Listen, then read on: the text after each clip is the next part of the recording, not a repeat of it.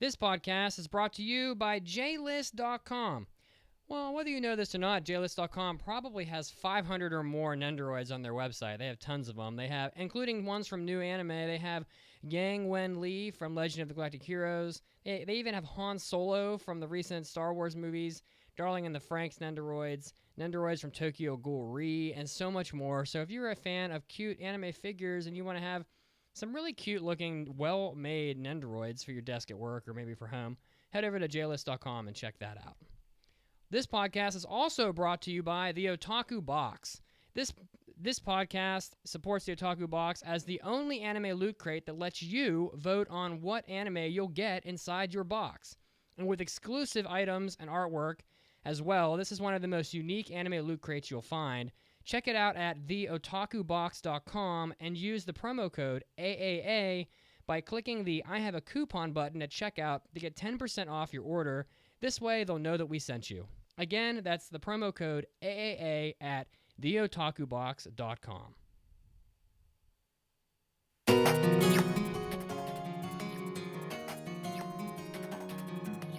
Yahoo! みんな、アニメアディクツアノニマスのライブブロードキャスト聞かないと泣いちゃうよ。You are listening to the Anime Addicts Anonymous Podcast. Make your anime addiction worse at AAAPodcast.com. And now, here are your anime addicts.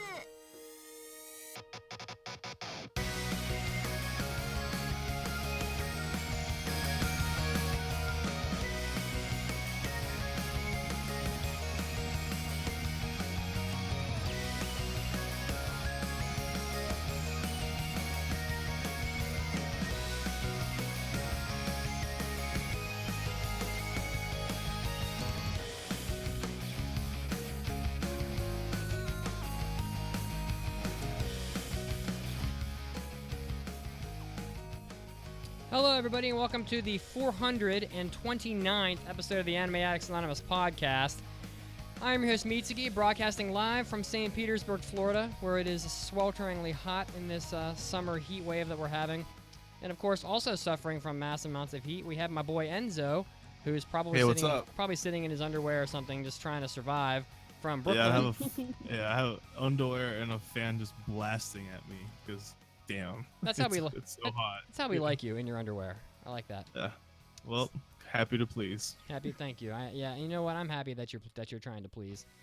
We also have Mandy, the lovely Mandy, hailing from Cincinnati, where it's way too hot to be eating chili. It is very true. Why are you eating chili? Jeez. I don't even like chili. What? You confuse me. I know. I'm a very picky person. We're gonna have to take away your Cincinnati card. That's okay. You can do that. And of course, if you want to keep in touch with all the happenings of the AAA podcast, you can head over to our website, www.AAAPodcast.com. If you would like to get our extra content, which includes our hentai episodes, which we will be recording one today, also our Hobby Addicts episodes, which are a lot of fun. We just did one on escape rooms, so that's definitely unique and something different. We also do our after parties. It's something like 400 plus episodes of extra content that are exclusive to you over at AAAPodcast.com/join. Definitely recommend you take advantage of that, and you'll help the podcast continue to perform and function the way that it does. So thank you for that. Yeah, put food in my stomach, please.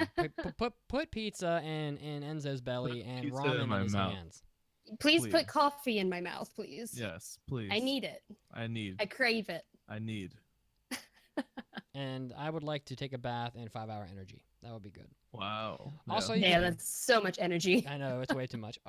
Also, you can head over to our Discord. There's a link at the top of our homepage that'll take you to the Discord, which has, I don't even know how many people, 600-700 or so on there now. And we do our watch parties, our manga clubs. We do tons of conversations late at night. You know, it's a lot of fun, so head over there. Guys, we have a jam-packed episode today. It's going to be a good one. We have our anime confessional, hot takes from each of the hosts, which was suggested by IcyRose, which has the potential to be a little combative. It's spicy. It's going to get spicy. Could be a little combative. We'll see. We'll have to see if we get some arguing going on. I hope so, frankly. A lukewarm take. Oh, lukewarm. I believe it's called hot take, not lukewarm take. We're also going to be doing a review on Yowamushi Pedal Glory Line, so stay tuned for that much later in the show. Also, I saw Kazuo yesterday. We went to the gym, and he's doing quite well. I just want everybody to know that. I hope Kazuo will be back soon. Things seem to be settling for him, so... yeah, finally, the poor guy. Yeah. Yeah, so hopefully we'll have Kazuo back, and we may even have a new segment for Kazuo. So. Oh. Yeah. So stay tuned and look forward to that. Have any of you watched any of the summer anime yet from the summer season? I watched a couple. Just a little bit. Anything standing out for you at this point? I've seen a bunch of them, so I have a couple. I really enjoyed Hanebado. Yeah, actually, yeah, me too. So, which I didn't expect to, but I did. Yep. Hanebado and Cells at Work are the ones that I really enjoyed so far. I haven't seen Cells at Work yet, but for me, Hanebado was probably the best anime I've seen so far of the season, and I've seen about 9 or 10 of them at this point. Oh. Some of the really, really horrible ones were Senjushi is so bad that it's probably deserving of a drinking game because it's so horrendous that I literally think it's probably bottom 10 all time. Wow. That's how bad it is. Off episode 1? Yes. It is literally it's actually incredible that it's that bad. It's noteworthy. Literally. So I think we may have to do a drinking game to it at some point. Also, this is the one that's based on the Tokendambu clone, right? It's the one where they're all supposed to be muskets, all the boys. Oh. Also, Backstreet Girls is animated like a PowerPoint presentation. It has. You could do a drinking game. Listen, I'm not even kidding. You could do a drinking game to that show for every time something was animated. What? Yeah, I swear. Wait, I swear. For real? Like throwing out like another dynamic chord. Like throw out the lip flaps. Like if you don't count the lip flaps. Like let's say someone has a lip flaps talking and they raise an eyebrow. We'll count that. But if they're just lip flaps, you don't count that as animation. I really think you could get through the episode and not die. That's how badly animated it is. There's probably a total of 10 seconds of animation for the whole first episode. Man, sounds so promising. That sounds like a great time. Mm-hmm. Anything else standing out as being pretty good? No, that's it. I honestly haven't watched a lot, but yeah. Yeah, I watched Cells at Work, Hanebado. I watched the first episode of Chio-chan, which was ridiculous. Oh, so ridiculous. Yes. And wait, is that the one where she walks from home from yeah, just walking home. But oh man. But also I was like, I get this girl. I get her. She's like walking on rooftops. I can't tell you how many times after playing 5 Assassin's Creeds, I'm like, I could scale that building. Yeah, you just put your hand there, you just jump up there. I could do it. I totally get her. I would pay some good sweet cash to see you attempt to scale a building. My brain eventually catches up and goes, no, you can't. I'm like, you're right, brain. We should make an anime about Mandy. Yeah, I would. Should it'd be Chio-chan? At least a comic book series about Mandy. Where she learns to do like basically anything because she's seen it in a video game or an anime at some point. So she can crack a safe easily because she's watched enough Lupin, things like that. Yeah, I just use a little lockpick, and you get like the lockpick mini game that's in Skyrim. There you go. That'd be me. All right, get on it, guys. I know someone listening is an animator. We need an anime about Mandy. So yeah. Okay. Please. This first news story is spicy. Are you ready? Yeah, this is good times. Let's do it.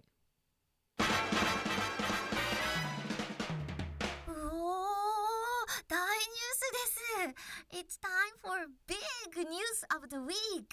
I almost fell out of my chair when I saw this. I was so ashamed of the world. Studio Trigger has launched a Patreon page.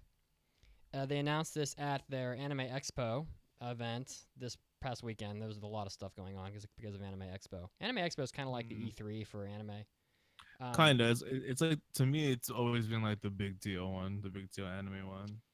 As of literally a whopping 1 day since they started their Patreon, they have gathered over 1,800 patrons, amassing around $75,000 a year worth of patronage so far, which good for them. They they explain that the reason why they're doing this is they are, and this is a quote from Trigger, quote, we are a studio that strives for a global audience and values communications with our fans. If you've been in a creative business, I bet we can all relate to that simple feedback is all it takes to make our day great. However, there's no denying at times we wish we had an extra buck or two. There's been one too many incidents where we had to give up a merchandise idea because it was unprofitable or simply due to lack of funding. That's where you and patrons come in. With your support, we would like to find the funds to forward funds into various aspects of the studio, possibly a new line of merchandise, attending more events, or simply providing a little more to our staff. And honestly, hot take number 1 for the show, I think this is starting early. I think this is embarrassing. I think it's embarrassing. I think it's worth shutting Studio Trigger down. Yeah. I mean, listen, you don't see Coca-Cola doing a Patreon because they can't afford to bottle their drinks, right? So if Trigger can't run their studio the way they want to with the money that they make from their studio, then they're a shitty business and they should just shut it down. I'm being dead serious. I think it's embarrassing that they're literally leaning on their fans to fund their studio. So that's what I think. I mean, But the anime industry isn't as big as Coca-Cola. But business is business. I mean, yeah, but that's like you're comparing a small thing to basically an entire planet because Coca-Cola runs the world. I know. All right. But listen, you're a financial guy, right? I am. Regardless of what business you're in, you're going to have varying levels of operating income, returns on investment. Just because Coca-Cola makes, I'm just going to say, I don't even know the real number. Let's just say all the money, $30 billion a year in revenue. I don't know exactly what it is. Something like that. Mm-hmm. Let's just say it's $30 billion a year in revenue. They're still making, a rough standard 10% operating income off of their revenue. Trigger should make, $5 million a year in revenue and still make 10% in operating income. It doesn't matter if you're selling lemonade on the side of the street. You still have the exact same basic fundamentals of income statement, balance sheet. It all is the same. So if Trigger's like, oh, we're operating at a loss because we're not making any money off our business, so we're gonna have to have, without the help of Patreon, we're gonna have a negative 5% operating income. So we're really hoping that our patrons can help keep our business afloat, so we can have a 3% operating income. Fuck that. They need to close their doors if they can't make money off their own business. I'm sorry, that's just the way it is. I mean, never heard of this before. I see where you're coming from, and like that. I don't disagree because like if a business is failing, then it's failing. But I also don't blame them for reaching out to the last tool they can possibly reach out to. Like, like say you had a business you really love that you started, right? And you really love it. You really love it. It's like it's your heart. It's your work of passion, and it was about to shut down. Like, and you look at your financials, you're like, okay, we're like barely staying afloat. But people really love our work. Just whatever, bad luck. Well, I wonder if this can help us or whatever. It's just a tool. Like Patreon's just a tool for them to use it. I don't like it. It's not a good look. It's not a good look terrible. Because Studio Trigger, is very well respected. I mean, I don't personally like. I love their animation style, but like the anime they've made, like aren't like crazy masterpieces or anything. So, like that's to each their own. But like, I don't blame them for going this route. I think it's a logical step if they're like fledgling along and they just think they have the fan base to help them out. But I mean, to me, Patreon it is a bad look though. To me, Patreon was made to help people who don't really have a good way to generate revenue off of what they do, like continue to do what they're doing. Like for example, cosplay artists. They're not really making money off of photo shoots and stuff. They're just doing it for fun, and people enjoy supporting them and supporting cosplay and supporting anime and watching, maybe looking at their photos online. So they say, please help me have enough money to buy supplies for my costumes and make my time worth it. Like, please, like this is taking up a lot of time and I don't have the money to continue doing what I love to do. So I will give you, a reward for helping me. Right. Right. Studio Trigger has plenty of avenues for revenue. They got merchandise, they got advertisements, they got intellectual property rights for like licensing, and they got all kinds of shit. Yep. So I mean, Yep. they have clearly defined streams of revenue that someone like some random cosplayer that's on Twitter doesn't have. And so it's not the same. Like, to me, this was never meant for a company. Like, you don't see UPS coming in and saying, "Oh, That'd be hysterical. gas prices are so high. We can't afford our gasoline anymore. If you want to have your reward for supporting our Patreon page will be that we will actually deliver our packages to you because we can't afford the gasoline prices." Like, they don't do that. You would just shut your shit down. You'd go to the government. You'd file bankruptcy. You'd go to the government and get a government subsidy on your gasoline or something like that, just to keep a basic function of the United States intact. So, like, if Trigger can't stay in business, go get a subsidy from the Japanese government. Don't make people pay to pay your animators. It's ridiculous. I don't disagree. This is a bad look for them, but sometimes this shit also brings out really good things. For example, Larian Studios going into video games. If they didn't have their Kickstarter for Divinity 2, they would have gone bankrupt because they put so much love and passion into that game. Mm-hmm. And without the support of the fans who wanted this game to come out, it never would have come out and they would have shut down their studios. But because fans helped them support it, they're like, no, we want to put more work into this. We want more, but we just don't have the money right now. And because of that, they're able to bring out an amazing game. So, I get it, but I'm more concerned about the tiers of like what people get out of this. Yeah, there's nothing. This? I'm like looking at the Patreon page right now it too. Says, Trigger Happy $5 tier. You get access to their PSD files, their .ai files, Clip Studio file with layers and touched. Is it like? Are they giving people permission to use their work and stuff? From a live? No, it says from a live drawing. So I'm guessing they're gonna be hosting gotcha. Like live draw sessions on like I don't know, like Twitch or something. I don't know. And then like the patrons will get whatever they drew that day. Like they'll get the files to like work in the Adobe Creative System. Gotcha. I was thinking that PSD files are giving people permission to use their. I don't think they'll give you kill assets. No. I was like, ooh, that's rough. But it's Kill Trigger. I forget. Yeah, it is. You're pretty sure. Yeah. I get what you're saying. I'm really excited for Divinity 2. I'm happy that game got made. I'm gonna play it. I'm really looking forward to it. But like your example to me, unless I heard it wrong, is like they put so much love into that game that they needed extra money to help fund it. And I look at movies like Redline, right? That came out, and they took Madhouse like 10 years to make that game. It's like the last truly hand-drawn animated masterpiece, right? And I don't recall Madhouse asking for money from people to finish Redline, you know? So I just want to see where they're spending the money, because if it's going into something amazing to make something far better than it would have been without support, then I'm okay with that. But if they can't show where they're spending their money, then that's kind of shady. I mean, yeah, I'm reading more. I'm reading more now, and I'm kind of like leaning towards like I don't like this. Oh, okay. I'm leaning more towards I don't like it. I was trying to skim through it. It sounds like they don't have a real like goal or reason for this money, because even here they say, hold on, let's see, they say like, yeah, we'll have this money and it'll go towards projects, and if not, it'll go like toward the employees. So they don't have like a goal for this money there. They just want like a stream of income, like a stream of money come their way. That's kind of shady then. And like, I mean, I'm like, they're just straight up saying it. So like, whoever supports it, and that's their choice, and all for them. But this is like it's kind of like a little bit of a sad look for Trigger. You know, yeah, for sure. That this is where they're at now. You know, business is a nasty, unfun thing, right?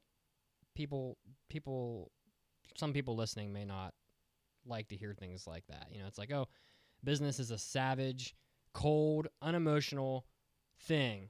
And there's like 100 anime studios in Japan, right? And if some anime studio like Trigger is failing because they're run poorly, then boo-hoo. Like, close your doors, and like some other studio will pick up the work you were doing. Though some other studio will make Kill la Kill 2. And like, that's just how business is. Like, you either evolve and continue to be successful on your own, or you close your doors. Like, since when was it, oh, we run our studio like dog shit, so we're gonna have to like funnel money out of the public to fund our stuff. No one does that. You just close. I mean, I don't understand how this is considered acceptable by anybody. And I don't understand who the people are that are funding it. They must just be fans, like hardcore fans of Trigger, but Yeah, I guess so. I don't know. I mean, they say here that some of the money's gonna go towards like the live streams they're gonna do for fans. But did anyone ask for these live streams? Since when does live streams cost $6,000 a month? Well, and good live rapidly streams growing. cost $6,000 good in one day, by the way. Good live streams cost a lot of money. $6,000 worth of money generated in one day. I mean, after a week, it's going to be $25,000 probably. And as soon as Trigger proves that they've made an extra $1 million a year off of this, guess what? Every anime studio on the planet is going to have a Patreon page, which Patreon loves, but I don't really see how that's a good thing, you know? So it just sounds to me like they're trying to go for some extra money, which I don't like. I don't like that. I don't like give me a clear definition of the goal you want to reach, and then I'll consider. But like if it's just like, hey, like if you got nothing else to do with those $5 you have in your hand, I want to give them to us. That's a sad upset. I'm disappointed by this, TBH. It may be a symptom of a greater problem in the anime industry. You know, if that could be true. If Trigger really, because Trigger's a good studio, you know, they've made a lot of good shows, and you know, they're not always the best animated shows in the world, but they look good and they have a good following. And if Trigger can't be profitable the way they want to be, then maybe that's a symptom of a problem of the anime industry. And we've already had that conversation with the production committees and whatnot, but I don't know. I feel really listen to this. The disclaimer at the bottom. Please refrain. Someone pointed this out in the chat. Thank you. Please refrain from participating if the following applies to you. If you expect a frequent update from the studio, expect an immediate response from the studio, expect any other language than English, and expect physical rewards. So basically, they're like, just give us your money, but we can't guarantee you get anything out of it. Yeah, that's shady. That's kind of messed up. That's wonderful. Yeah, what the hell, man? I don't think that Patreon. It's just how Kickstarter wasn't meant to test to test the market for a product. You know, I don't think that's what Kickstarter was meant for. I don't think Patreon was meant to fund companies. I just don't think that's what it was meant. Patreon won't complain because they're going to put 8% of that money in their pocket. I know that well, but you know, it's whatever. So, anything else? Do you guys have anything else to add, or should we? Nope. Move on from this. No, not really. I'm interested to see how this turns out and like what happens. We'll just have to see. We'll have to see. I think they're on their way to being potentially the #1 thing on Patreon. I mean, the people at Anime Expo, they're not even home yet. They're still at Anime Expo. They've already made $6,000 a month. Just wait till all the people go home to their computers. Oof. You know, I think it's going to be crazy. All right, moving on.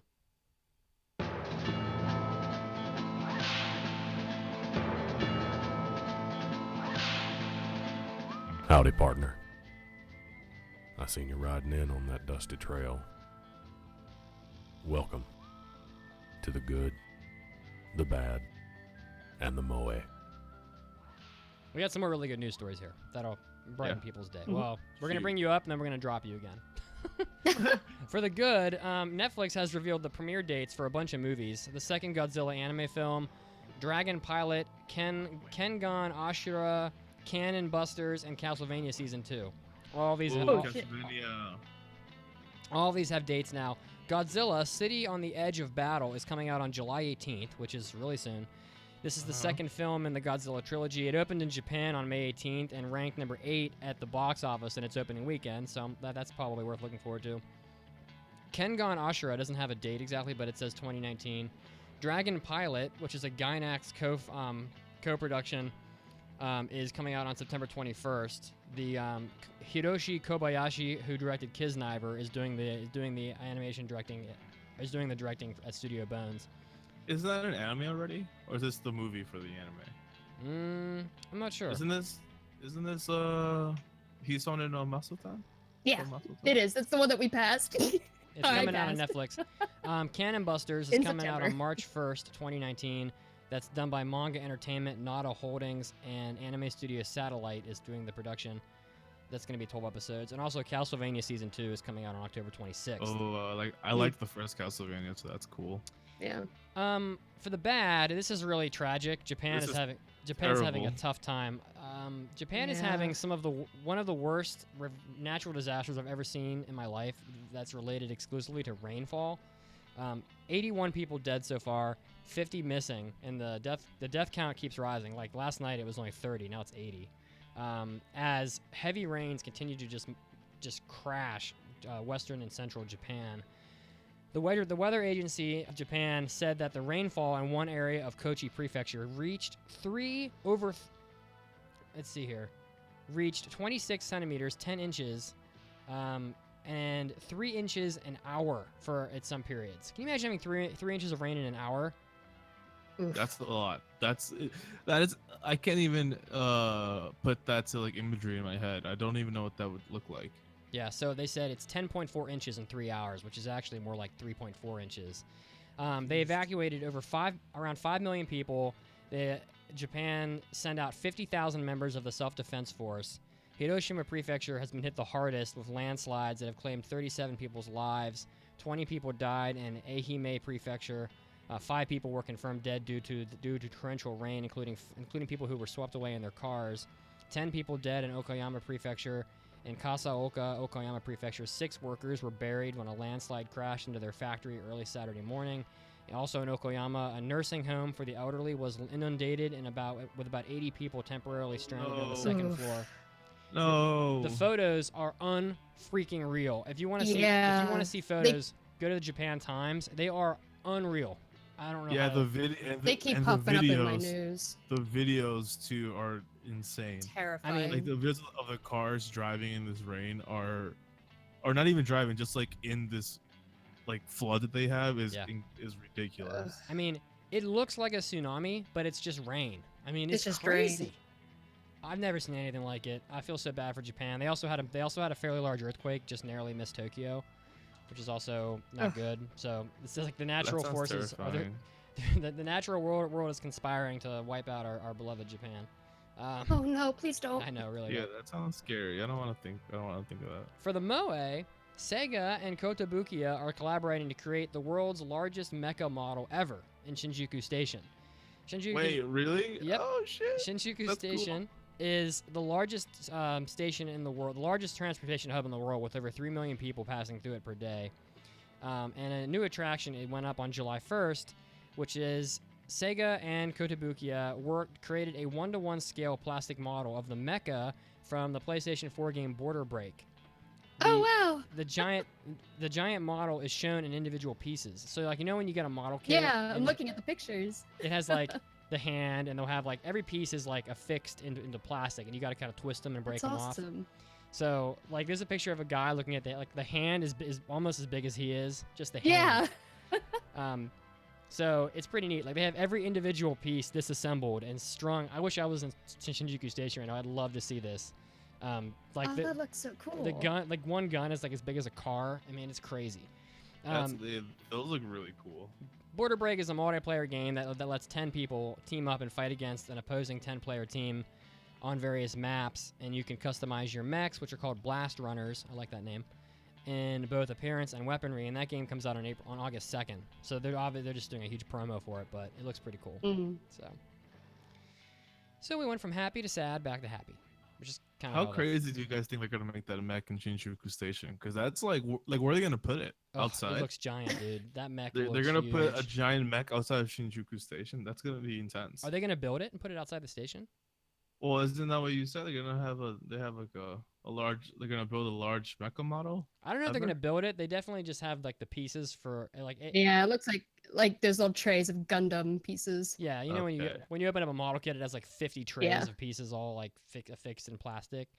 So yeah, that's what those it looks things like. look cool. Imagine having a giant mech in Shinjuku Station. Would that be a nuisance? Kind of. It's Shinjuku Station. Let's just is sneak so in there when crowded. no one's looking and just build it ourselves. Yeah, let's do it. In Let's the do it. middle of the night, we'll just do it. We'll Yeah, spray paint AAA on it. We won't get arrested at all. You No. don't yeah. No. I mean, We're there's no sneaky. police in Japan anyway. There's like 6 of them. And Yeah, they won't arrest us, man. He's too cute. Yeah, just give them my kawaii eyes. And Yeah. Enzo would my puppy dog eyes. we'll use Amandy's anime girl eyes and Enzo's anime boy butt to distract them. There we go. We got it. We got this. So, and then Kazuo and I will build the mech while you guys are taking the police off for ramen. It'd be perfect. Mm. All That right. sounds accurate. Yeah. Shall we move on? Yes. We shall. Let's see here. It's time for hot new anime releases. All right. Who wants to take the hot new anime releases? I can do it. She's so excited. First one, second season of Golden Kamuy is announced for fall 2018. New season starts. The new season will air on Mondays beginning October 2018 on Tokyo MX, Yomiuri TV, and Sapporo TV. And Golden Kamuy adapts Satoru Noda's historical adventure manga of the same name. It was a serialized in Young Jump magazine since August 2014. It has won the awards for the manga is voted first in the 9th manga Taisho rankings and received grand prize in the 22nd Tezuka Osamu Cultural Prize. And the synopsis for this one is in Hokkaido, the far northern lands of Japan, Sugimoto survived the Russo-Japanese War of the Meiji era. Sorry, man, I can't talk today. All that coffee. I know, Oh, it's all yeah, that you're- coffee. you're My freaking out, brain is moving too caffeine. fast. Your brain's like a whole sentence ahead of where you're reading because you're just. Look, I've you're had just- 2 of them today. I'm prepared. Oh shit. Okay. Damn. Oh, shit. Nicknamed Sugimoto the Immortal during the war, he now seeks the riches proposed by the gold rush in hopes of saving the widowed wife of his now deceased comrade during the war. During his hunt for gold, he finds hints of a hidden stash of gold by corrupt criminals. Partnering with an Ainu girl that saves his life from the harsh climates of the north, they venture into a survival adventure to race against the criminals that seek the hidden stash. Damn. Did you guys I like? did it, guys. You did it. Well done. Did you guys enjoy Golden Kamuy season 1? I haven't watched it. I never finished it. No. I gave up on it after about 5 Did you? episodes. Yeah. Yeah, I heard there's some interesting CG choices. It just the story just wasn't going anywhere for me. Mm. They kept miraculously finding these prisoners that had the map that they were trying to create, and I'm like, well, how do you keep finding these people? It just Yeah. things didn't add up.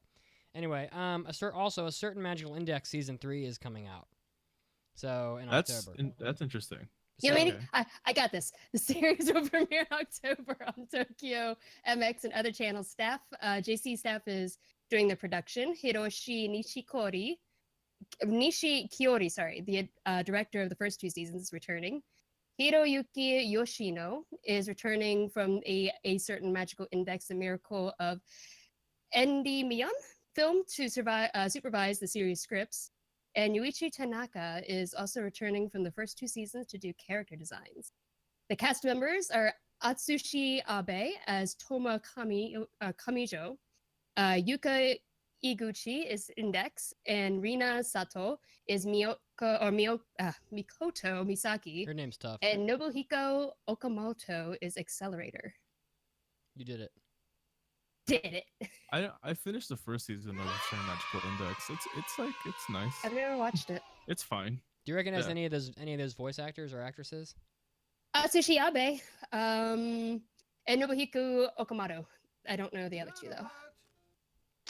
I like I've seen both seasons of a certain scientific railgun, which has the same characters in it, but I do not know if I need to watch Magical Index to watch Magical Index season 3. So I might look into that more, and depending on how long the other seasons are, I may try to watch them just to see. You should for science. Because the action is really good in those shows. Like in It Railgun, is. the Yeah, action that's is what I pretty remember sweet. from it too. So there's a lot of, Nobuhiko, he plays Nishinoya in Haikyuu Hell yeah. and Bakugo in Boku no Hero. Hell yeah. Yeah, all I like right. his voice. Mandy, should we make Enzo read all these correct trivia answers? Yes. No. Oh, Yes, do it. You got it. He's God, high tension okay. today. I think he can handle it. I am too hyper to do this. Okay, I All right, love it. Hold on. I think you should get more All right. hyper. Drink another coffee. You know what, I'm gonna have coffee during the news break. What do you think? You should. Oh have man, gone. let's all just get Oh, so let's get hyper on jacked up. coffee. Let's do Alright. it. Well, this week, so as you guys know, and if you guys don't know, this is what the weekly trivia is. On our website, AAAPodcast.com, if you scroll all the way to the bottom, we'll have a weekly trivia question. The current theme is, and if it's not a question, it's usually a picture. And the current theme is anime classrooms. And the answer for this week, the picture that's on the website, is Great Teacher Onizuka, which is one of Mitsugi's most beloved Oh, properties come on, it's ever. one of your most beloved too. Yeah, I do. I love it. It's amazing. So this week's correct answers are from Full Metal Alcoholist, Nori El Violet, Fio, IcyRose, Midnight Crew, Chibi Rob, that one guy probably, Golden Jedi Link, Manly Mudkip, Outlaw Messenger, Rumple Foreskin, Nisako Maiko, Yotaro Vegeta, Nelly's 1876, Force Stick Man, Forest Stick Man, whatever. HP Fusion, Link 182, Lady Gray Bush. I love that last one. This week's winner is Yotaro Vegeta, and I think next week we'll still have anime classroom as a theme. So after today, go to the website, scroll down, see what the picture is, and then submit your answer in the poll, and Yeah. maybe you'll win a prize. This is the last week for the classrooms, so we're gonna be Oh, changing new it up. theme. So Yeah. So next up we have our initial weekly trivia question, that's right. which is where we ask you a question right now and you answer it during the news break. But don't cheat, don't Google it. Can I read the question? Go ahead, do it. Cool. The question for this intro is: in the anime Parasite, how does the alien parasite enter the body of the protagonist Shinichi Izumi? Alright. Whoa. Shinichi. Whoa. Whoa, that was really good. That was really good. I love Miggy. Miggy's so Miggy. great. Can you do that again? That's Oh my freaking me god, out. it's so weird. Yeah. Oh god. Anyway. Okay. Oh If you know god. the answer to the question, My keep it in dreams. your mind. We'll answer it when we come back after this news break. Stay tuned, guys. Yeah.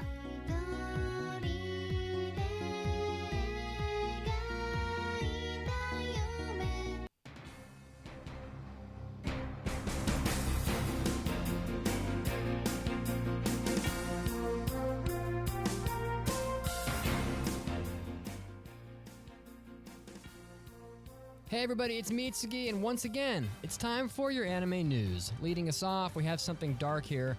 Shoko Asahara, the founder of the Doomsday cult Aum Shin Rikyo, and the mastermind behind the 1995 deadly nerve gas attack that was held in the Tokyo subway system that claimed many lives. This man has been executed, according to the Justice Minister of Japan. The Justice Minister also confirmed that 6 other members of the cult were also executed. In total, Asahara, whose real name is Chizo Matsumoto, was found guilty in his role of 13 crimes that led to the deaths of more than 25 people. And, of course, the Tokyo subway attack in which 13 people were killed and 6,000 were injured. So, some pretty dark news, but it's maybe perhaps good to see something like this put behind us.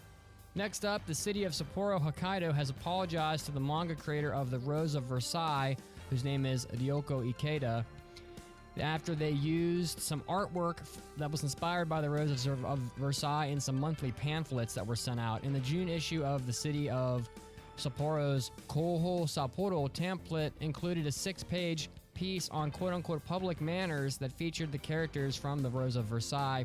In the issue, Marie Antoinette from Rose of Versailles' name is changed to Manor Shira Antoinette, a name that incorporates I don't know in the name. And also Oscar, whose name is changed to Oscar, which is a reference to the Japanese for to scold. Anyway, this pamphlet was trying to teach people how to safely use bicycles and also the public subway system and how to throw away trash, but they have apologized for the improper usage of the artwork. Next up, the store 3 Coins, which is kind of like a 100 yen store in Japan, except you buy things with 300 yen. Using just 3 100 yen coins, has teamed up with Pokemon to do a promotion prior to the release of the upcoming Pokemon film called Mina no Monogatari, Everybody's Story, which will open in Japan on July 15th. They're going to offer a boatload of different types of merchandise for Pokemon for just 300 yen, including kitchen sponges, melamine plates and cups, food storage containers, recycling bags, silicone iPhone cases, slippers, pillows, slide mirrors, lunch totes, and more. Umbrellas also, tons of stuff. So if you're in Japan, you'll easily be able to find a 300 yen store and you can grab yourself some cool Pokemon stuff.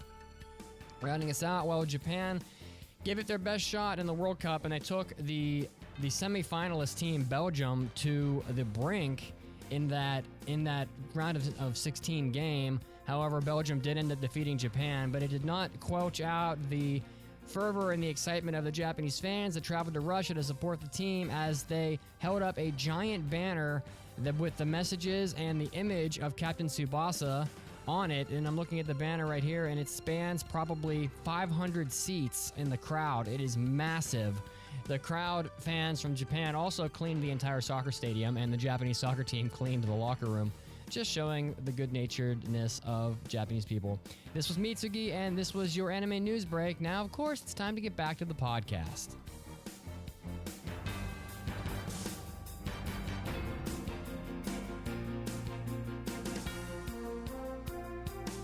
Holy crap, what the heck? I went bust again. What's wrong, Mitz? I've been playing online blackjack and I just suck at gambling. Gambling addiction, huh? That's no good. Here, check this out. It's a new anime loot crate called the Otaku Box. I got it from theotakubox.com. A loot crate? Ugh, more gambling? You never know what you're gonna get in those things. Get a grip. The Otaku Box is the only anime loot crate that lets you vote on the anime titles that appear in the loot from each box. Also, almost every item in the Otaku Box is exclusive, with artwork that can't be found anywhere else. Oh, that's pretty neat. I am getting tired of gambling and losing. Let's open it up. Oh, wow. A cool t-shirt, cloth wall art, a neat die-cast button from my backpack. Oh, and of course, some cute anime figures. Wow, this is awesome. Where did you say you got this again? Theotakubox.com. They also have a hentai box option, just in case you're feeling naughty. I'm just glad I don't need to gamble anymore. I'm heading over to theotakubox.com right now. Be sure to use the promo code AAA by clicking the I have a coupon button at the checkout to get 10% off your next order. All right, I'll definitely use the promo code AAA when I check out. I need to feel like a winner for once. Speaking of winning, you should stand. You have 16. Hit me! Ugh, I hate gambling. この番組は JList.com の提供でお送りします。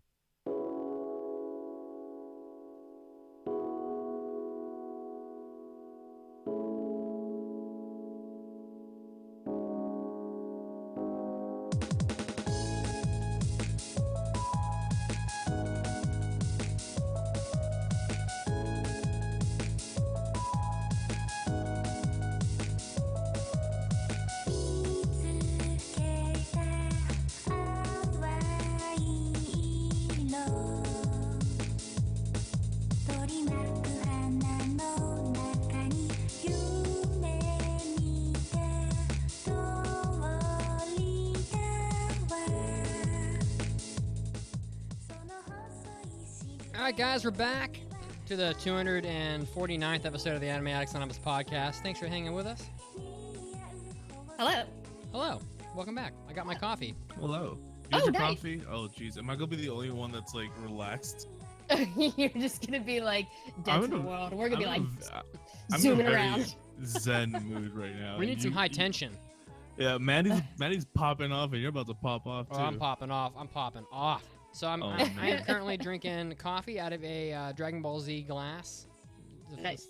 Displaying here on the Discord. Oh, I see it on the video. Yeah, that's nice looking. I had one with the androids on it too, but it broke. But my dishwasher broke it. So Nice. People in the chat, really quick. People in the chat are talking about Overwatch, so I must. Oh dear. Don't stop. guys, I'm almost diamond. I'm 2 games away from being diamond ranked in Overwatch. All right, that's it. All right. Anyway, to get us back into the show, we're gonna answer the initial weekly trivia question, which again was in Do the it. anime Parasite. How does the alien parasite enter the body of the protagonist? Shinichi his ear. Izumi. No. Answer is, oh my god. Answer is it fails to enter his ear and instead enters his right hand. Yep. Shinichi falls asleep with earbuds in, which Yeah. Makes it so that the alien can't enter his ear like most of them. Then he wakes up and Right. sees it, freaks out, tries to kill it, and it takes a desperate jump at him and lands on his hand and burrows into his hand. So that's how he gets it in his hand. Parasite was one of my first manga. I love that manga. That you ever read? Yeah. Mhm.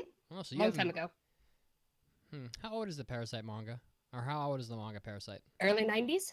Wow. I think it actually came out in Oh, the shit. 80s. Really? Yeah, it's really old. Wow, interesting that it took so long to get adapted. All right. Well, shall we head to everybody's favorite segment? Yeah. All right. It's time. Mandy's Manga Minute. And it also came out in 88. Sorry, I had to look it up.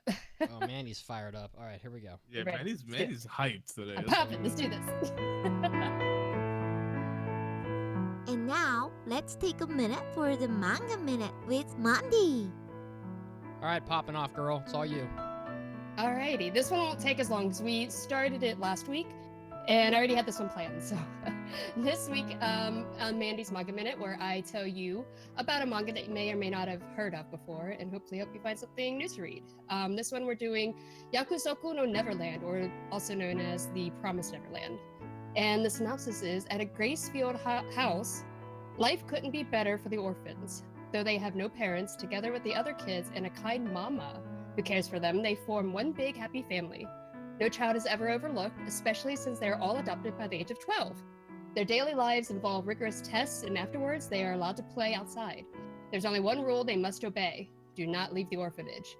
But one day, two top-scoring orphans, Emma and Norman, venture past the gates and unearth the horrifying reality behind their entire existence.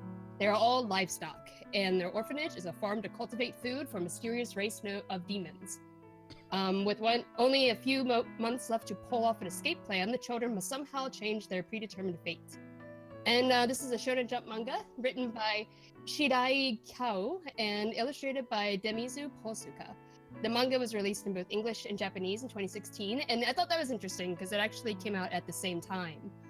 I think that's the first time I've seen that happen with manga, like a what do you call it? Where they both like released at the exact same time on the Shonen Jump's app. But Simul release? Simul dub? yes, thank Simulcast? you. Simulcast. There we go. Thank you.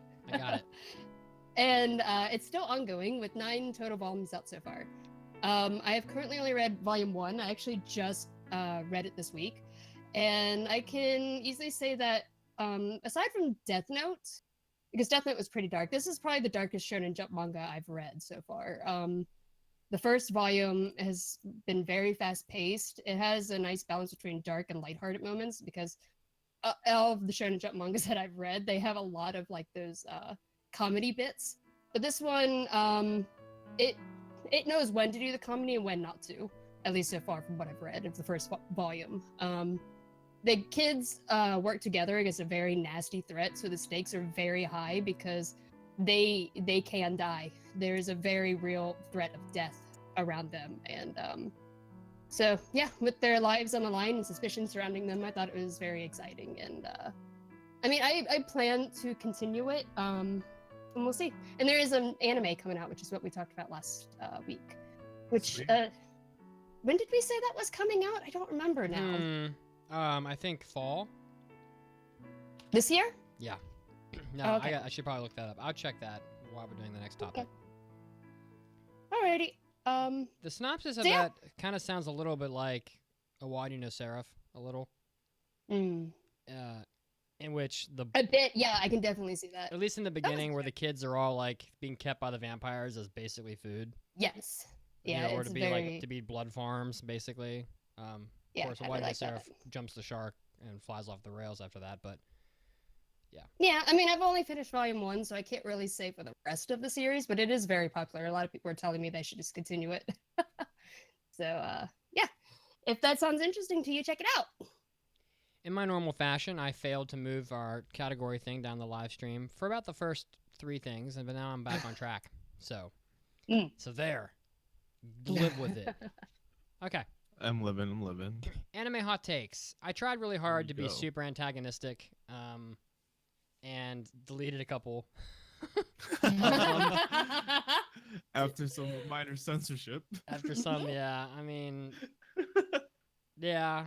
But there's still some good stuff here. So, IcyRose suggested hot takes from the hosts. So, we are going to be presenting some opinions that may be strong opinions. Yeah, and- mine are not very good. I'm an old person. I didn't know what a hot take was. oh my I goodness. was like, I don't know the difference between a hot take and an opinion that's not popular. I don't know. A hot take I is tried.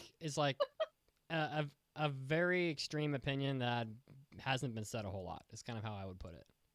Okay, cool. Like a point of view that is fresh, but normally that implies that It's against the norm. it's against the norm. Yeah, basically. So Okie dokie. so I'll start with a softball.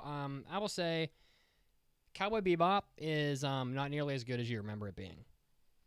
And Okay. the reason I'll say that is because, and I'm not going to be very soft in this topic because that's not really. No, you don't have to be. You're defending why you believe this viewpoint. Yeah, I think that's the point of it. I would say probably 75% of Cowboy Bebop is garbage, and because we a lot of shows that we trash, that we rip on, that we dump on, is be like, for example, Naruto. We're always ripping on Naruto because there's so much filler in Naruto. Pretty much any time you're watching an anime and a bunch of it is filler, you're like, oh, this is just filler garbage. We've had this conversation over and over again. But what I don't think people remember is that Cowboy Bebop is mostly filler. Mostly. Think about all the episodes in Bebop that don't matter. The refrigerator. The refrigerator Yeah, episode. That's the infamous one, right? Almost every episode with Ed. Mushroom hunting. There's the brain scratch episode, Bad Dog No Biscuit. I know all these episode titles because I've seen Bebop like 14 times. But the fact of the matter is that whether you want to believe it or not, probably there's only about 5 episodes in Bebop that contain actual storyline. And that's episode 1. Episode 5, I think, is the one where Spike and Vicious first have their first fight, and you get like a lot of flashbacks. Then there's like Jupiter Jazz, I think, towards the end has a 2-part episode that has some story. What a cool name. It is cool. God. Yeah, has some cool episodes in it. Obviously, the last episode, and there's one with Julia towards the end also. But like that's about it. And pretty much all the rest of Cowboy Bebop is filler. It's well-made filler, with flush with Yoko Kanno's music and a lot of style and characters that we like. But if we're gonna rip on Naruto and Bleach and all these shows for having, 50 filler episodes, for having 30% of their show be filler, then you gotta discount Cowboy Bebop as well, because you can't just cherry pick which shows you want to like and dislike because you're nostalgic about one of them, but the other ones you're not nostalgic about, so you don't really hold back. You just tear it apart. So in that way, I would say Bebop and Naruto aren't that different. They're full of a bunch of filler. It's just that Bebop has a lot more style and a lot more flair to it, as opposed to just watching Naruto eat ramen all the time. So I feel that my only counter is because I have to counter a little bit because I love Bebop. Is that filler? Filler, I think, is like it's an easy word to throw at that because you're not entirely wrong. But like Naruto filler, you gain nothing from that. Like there's no like development of characters, and the plot doesn't move forward like at all. But then in Bebop, quote unquote filler, it's like sure, the plot isn't heavily moving in these episodes, but you're learning about the characters in these episodes. I mean, I think that's a very subjective statement. I mean, if you were to look at all filler across all anime, and there's thousands of episodes of it, the fact that one episode has brings you closer to the characters as a viewer and one episode doesn't is just probably on a viewer by viewer basis, and that feels like a statement that's sort of subjective. Whereas I would say, and plus I would say, like, where does like watching Spike run around from like an alien monster in the refrigerator? How does that forward anything? Oh yeah, that episode. How does watching Ed stumble around in the desert looking for mushrooms? How does watching Spike try to find a VCR to play a VHS tape matter? How does watching some old dude play chess at the end of Bebop matter? None of these episodes matter. They're just they have characters in them. You might feel closer to Spike because you spent more time staring at him on the screen. But it's not like, I mean, Spike as a character, here's another hot take. kind of is, he's hollow. He doesn't have, there's not much there. I mean, there really isn't. I mean, there's like, oh, he had an old girlfriend that he loved, and that's his whole character. That's all there is. What else is there? So like, I mean, in a sense, that's another hot take. There's like, Spike is not a very deep character, and maybe I'm remembering Bebop wrong, but I've seen the whole thing like 20 times. So, so I would counter with I would say I don't really agree with that, with your assessment. Okay. So there. Okay. And I'm drinking coffee. Sure, dude. I'm drinking coffee. Now, that said, I like Cowboy Bebop. You know, I can't ever see giving it less than a 4 out of 5 ever. I know every song from Bebop. I know every episode title. So, like, I like Bebop a lot. But it's not like this 7 out of 5 that people would give it if you were to ask them. So, Yeah. I think that's 7 out of 5 is a lot. I think it's feel you. great too, but it's not. It's great, but it's not like 7 out of 5. We all have shows where we look back on them and we think of them in our memories from when we're children, and we're like, that show was so good. Like, I love it so much. Like, people say that about Avatar: The Last Airbender. I watched the first season of Avatar: The Last Airbender within the last 2 years. It looks literally horrible. I mean, I can't imagine most anime fans today that are watching anime because they love how it looks would watch Airbender and go, that's amazing. That shit looks great. Like, I love Airbender. Like, most people just remember it because when they're kids, everything's amazing. Scooby-Doo's amazing. Love Scooby-Doo. But I love Scooby-Doo. But if I go back now and watch Scooby-Doo, I'd probably say, wow, this is dumb. Because I mean, it's very corny, and I feel like if you look back on Bebop, you'll think that's the best anime I've ever seen. But for a lot of people, you just haven't seen it in like 14 years. Right. So there's nostalgia glasses. Yeah. So it's not a 7 out of 5. It's probably, for me, it's probably a 4 out of 5 or a 4.5 out of 5. But it has a lot of crap in it, like a lot of filler. I really think Bebop could be a 6-episode OVA. And, I don't know how that would affect the show overall, but all right, I'm done. All right. Now everybody hates me, so that's okay. No, I think a lot of people will probably. I think you more. No, than if they don't hate you for that, they're gonna hate me for my first one. Oh boy. Yeah, I'll start with my second one. Half the viewers just dropped.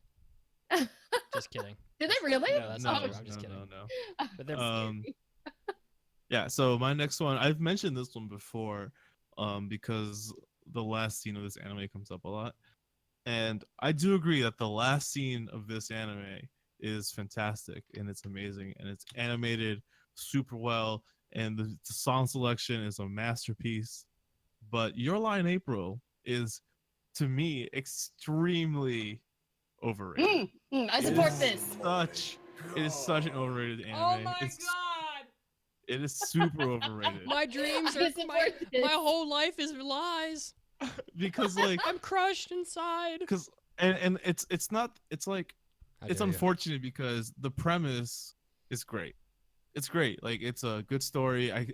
Everything kind of makes sense. There's not too many like little plot holes here and there, but like I feel like the show it did really good in its shiny parts for most people to be like completely unaware of how lacking it was in terms of building the drama. Too much cringy humor. Yeah, and also that too. Like, it just like there was spoilers when you know who dies. When you know who dies, I felt nothing. Spoiler. I didn't even care. And I'm someone that wants. And I'm someone that I want to care. Crying to your ramen. I'm someone that watches shit like Your Lie in April because I want to get wrecked. Like I want to cry, and I didn't, and it was built so terribly. So then when the last scene came, I know like Kimiko was watching it sobbing, but I was watching it, and I was objectively enjoying it because I was like, wow, like this is really well done, like super well done. But when the show ended, I felt nothing. I was like, yes, I respect the show. It was great. It was refreshing. When it came out, it was very refreshing too. It was like a nice change of pace from a lot of the shit that was coming out. Mm-hmm. But I mean, the people love that fucking anime like it's a goddamn masterpiece, and I don't see it. It's written kind of poorly, in my opinion. So, it's, to me, that anime is like At best a 4, like a 3.5 for me. To be Whoa. like, if I'm being serious, yeah, How it's like a dare best. you? It's like a 4. It's a 4. Don't It's you a have a 4. soul? It's a 4. It's a fuck. It's a 4. It's a fucking 4. At its best, it's a 4. I'm offended. Just lack of just lack of like compelling movement of plot in that anime for me. Where were you So, yeah. when where were you like 3 years ago when we unanimously gave that a 5? That's only happened. That's only happened like Oof. 3 times on this podcast. I don't know. I was a listener. I remember that episode. I was a listener back then, You still are. and a I listener. remember being like, I am still a listener. I listen to every episode, even though I have to cringe at my own voice. I remember listening to that and remember it being like, is it really that amazing? Like, it's just pretty normal to me. I don't know. I think it helps honestly when the ending is so fantastic Yeah, it because does. it's the last thing got you little remember. And glossy eyes. yeah, and like having an incredible ending sort of masks a lot of the problems that a show might have. But I mean, 3.5, I don't really think so. You know, I look back It's at a 4. it It's and a I'm 4. It's a 4. It's a 4. I think it's a 4. It's unfortunate because like I really like the lead girl. I forget her name, and and like they put her through so much, like literally as much as she could take, and I felt nothing for her, and that was really wow. sad. For And Kaori? as someone who and as someone who is a musician, like I wish I loved this show more, but like it really is just like it's like a pretty good anime, you know. So I'm sorry. Okay. But it's just not a masterpiece. Before I forget, real quick, Mandy, Yakusoku no Neverland is coming out, on Noi Tamina in the winter, Oh, okay, cool. which is probably really Nice. good because the winter season tends to be not Lack. that good. So, Yeah. hopefully this is a one really good. Interesting that it's on Noi Tamina though, but yeah, I just wanted to throw that in there real quick. Awesome. Well, man, Enzo, we got to get you some Dude. ramen. Listen to me, like I'm not a. I love feeling feelings, like I do. I love feeling feelings. How dare you But make if me bleed my own blood? But if you try and write me some fucking elementary drama, I'm Ooh. not gonna feel anything because I'm past that. Yeah, you're gonna hate me more because I dropped it. I didn't even finish it. Why do we? All right, so like, let me ask you a question then. Yes, ask me a damn question. Honest question. Come on. Why do we like Cowboy Bebop so much? Because the story of Cowboy Bebop is like 2 sentences. That's the whole story. Bebop has no freaking story. Period. Yeah, It doesn't. Here's the thing. Oh, I loved a Here's the girl thing. and she died and now I'm mad. That's Bebop's story. Yeah, but Bebop is like to me, like when I think about both shows as a whole package,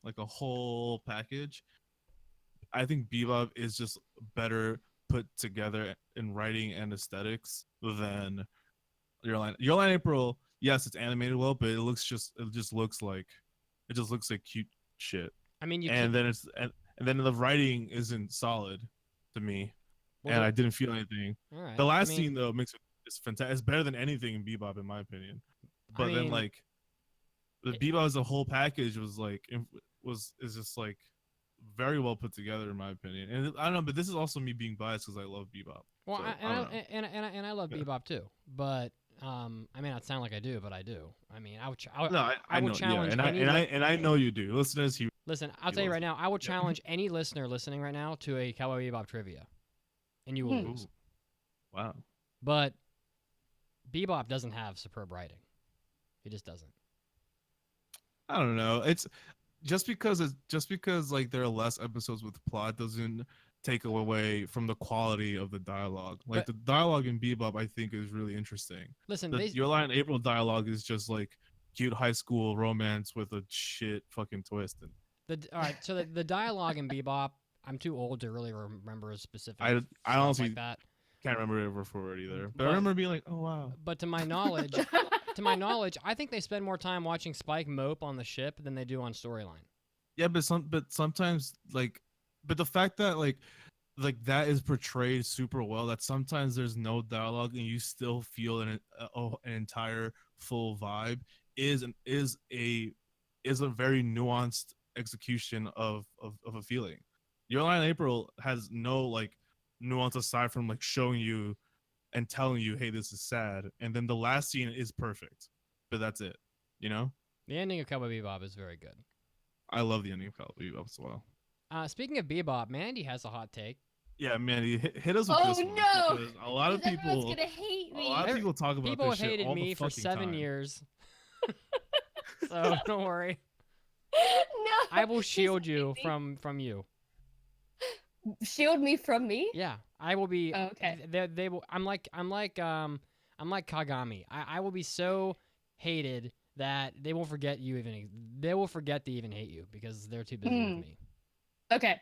So I'm gonna be the Kuroko to your Kagami. You exactly. That's Awesome. precisely. Okay, no one's gonna see me going. All right, here we go. My hot take. I think Samurai Champloo was better than Cowboy Bebop. Damn. And you know what? I'm the only person on the planet who thinks that, and that's okay. Because That is- I don't have to listen to any of you. Wow. All right, but why do you think it's better than Cowboy Yo, Bebop? she says she don't need no man. Holy shit. I said I don't need no man. Because I was really bored with Samurai Champloo on TV. What? like, No. Listen, But I promise you, out of the 20 shows or however many anime they showed on Cartoon Network, Adult Swim and regular Cartoon Network, I watched almost all of them. But I just couldn't do it with Samurai Champloo. I just didn't get it. I think it was all the rap music and stuff in Samurai Champloo that turned that's me the off. thing. I preferred the hip hop over the jazz in Cowboy Bebop, and I Whoa. like the characters more. I like the art style more. I like the setting more. But that's the thing. I don't know the difference between like hot take and just this is just my preference. But you know, hot anime boy butt. I do. So do you? Well, I would say this is a hot take because it's like The some- only person who's ever said that. Yeah. You also I also have never heard anyone say this as well. I mean, I think Shampoo merits a lot. It has a lot of merit to it. But it's just like in terms of like lasting impression, it just I saw Shampoo. What made a lasting impression on me was the music. I've taken that with me. Shikanota plays on my phone at least once a day, and then that's it. I don't really remember anything else. And then Bebop impressed me in very different ways. So I mean, I'm not saying Cowboy Bebop was bad. I just I know. preferred Samurai Champloo more. Yeah, and that is totally fine, even though everyone in the anime I'm not community will saying disagree. you have to agree with me. I'm just saying, Ed, who needs him or her? Sorry, Who needs her? them? Who needs Who needs them? Ed? Who needs that? Who needs that? I mean, I could almost drop another hot take right here and just say, Shinichiro Watanabe, the Oh my animes God. that he directs, Oh no! don't have. Don't Here we even- go. Don't say it. Don't do it. I mean, listen, I respect Shinichiro Watanabe. I'll do an impression on every anime he ever does. But and I've never seen Kids on the Slope, but all the anime that I've seen that he's done have paper thin stories. And I know that maybe he's not writing all the stories, although he did do the episode directing, script, storyboard, and directing for Samurai Champloo. But like my recollection of probably the one half of Samurai Champloo I saw was that anime did not have a deep story. Cowboy Bebop does not have a deep story. But I thought it was more fun. Space Dandy has literally no story. I'm sorry, it doesn't. And like, what else am I missing? You need to watch Kids on the Slope. I think that might be one for you. Oh, I think Terror in Resonance. Terror in might be Resonance one. was just a bad anime all around. It's just a bad anime in general. It has some nice things, but that's it. And I haven't seen Kids on the Slope, but yeah, I mean, I question like when I think Shinichiro Watanabe exists based on style, and that's pretty much. That's pretty much it. I think yeah. I think he is great at taking, and it's also him and Yoko Kanno. Let's be real though. Like they both are really capable of bringing out like vibe and nuance really well in subtle ways. Like they can both depict it super well. But if they had amazing writers on their team, their shit would be so much better. Here's another hot take, real quick, and then we'll move on. Does Shinichiro Watanabe sort of low key live in Yoko Kanno's shadow? Yo, I'm on the team that Yoko Kanno carries all the series. Because she's Low key. She's like Cowboy low-key. Bebop. I'm pretty sure she was Kids on the Slope as well. Mm-hmm. And what else has she done that he did? Terror in Resonance. So she's involved in a lot of the stuff he does. But do we love Bebop? in Kids on the Slope because of the story and because of the characters, or do you look at Well, or do you look most fondly on it because of the music is just off the chart? well, hold on before we go into that. Like we shouldn't. I don't know if he's the writer on these shows. Well, he did the script and storyboard for Shampoo, which is not, to my knowledge, Yoko Kanno. All right. But Well, because I say that he's really good at like at the actual directing aspect. Like he's really good at aesthetics and camera angles and like close-ups and colors and all that stuff. he did the script. Uh, He did the script and storyboard for Bebop. which I think is fantastic. Yoko Kanno was just top tier at all times. Did he I think do? they work really well together, personally. Oh yeah, here it is. Yeah, he didn't do the story for Kids on the Slope. He just directed it. Mm. Yeah, so I don't know if the question holds true because I think if the writing is not involved with either of them, then I think they just both are good at their jobs. Not all hot takes are truly hot. Yeah, some of them are just lukewarm. Lukewarm takes everywhere. All right, I feel Yeah. like I just gave What's another your- hot take, so let's just skip me and go back to Enzo. How about that? Okay. My third one is a joke. I'm not gonna say that. Okay, but I do have been having for like a while, and like it sucks. It's like something that I really Uh-oh. hate. Should I that I've play been like the feeling. funeral march music or something? You can do whatever you want, but one of the hot takes I have is, and I think it's hot take, but not so much anymore. I feel like a lot of people are on this page too. Is that I think anime as a whole, like industry right now has peaked, and I don't think we're gonna get back to greatness again in the episodic format. In movies have been getting better and better, but like series wise, I don't see it. So many come out every season. We get 4 seasons a year. That's a shit ton of anime. Yep. And then like from a whole year, like to me, like 2 are memorable. Like a place beyond the universe comes out, and I'm just like, wow, that's that was a great show. Just wasn't revolutionary though, and like I don't feel like nothing's gonna change the game. I feel like we're done. I feel like all that came out already. May I take your hot take and combine it with one of my hot takes?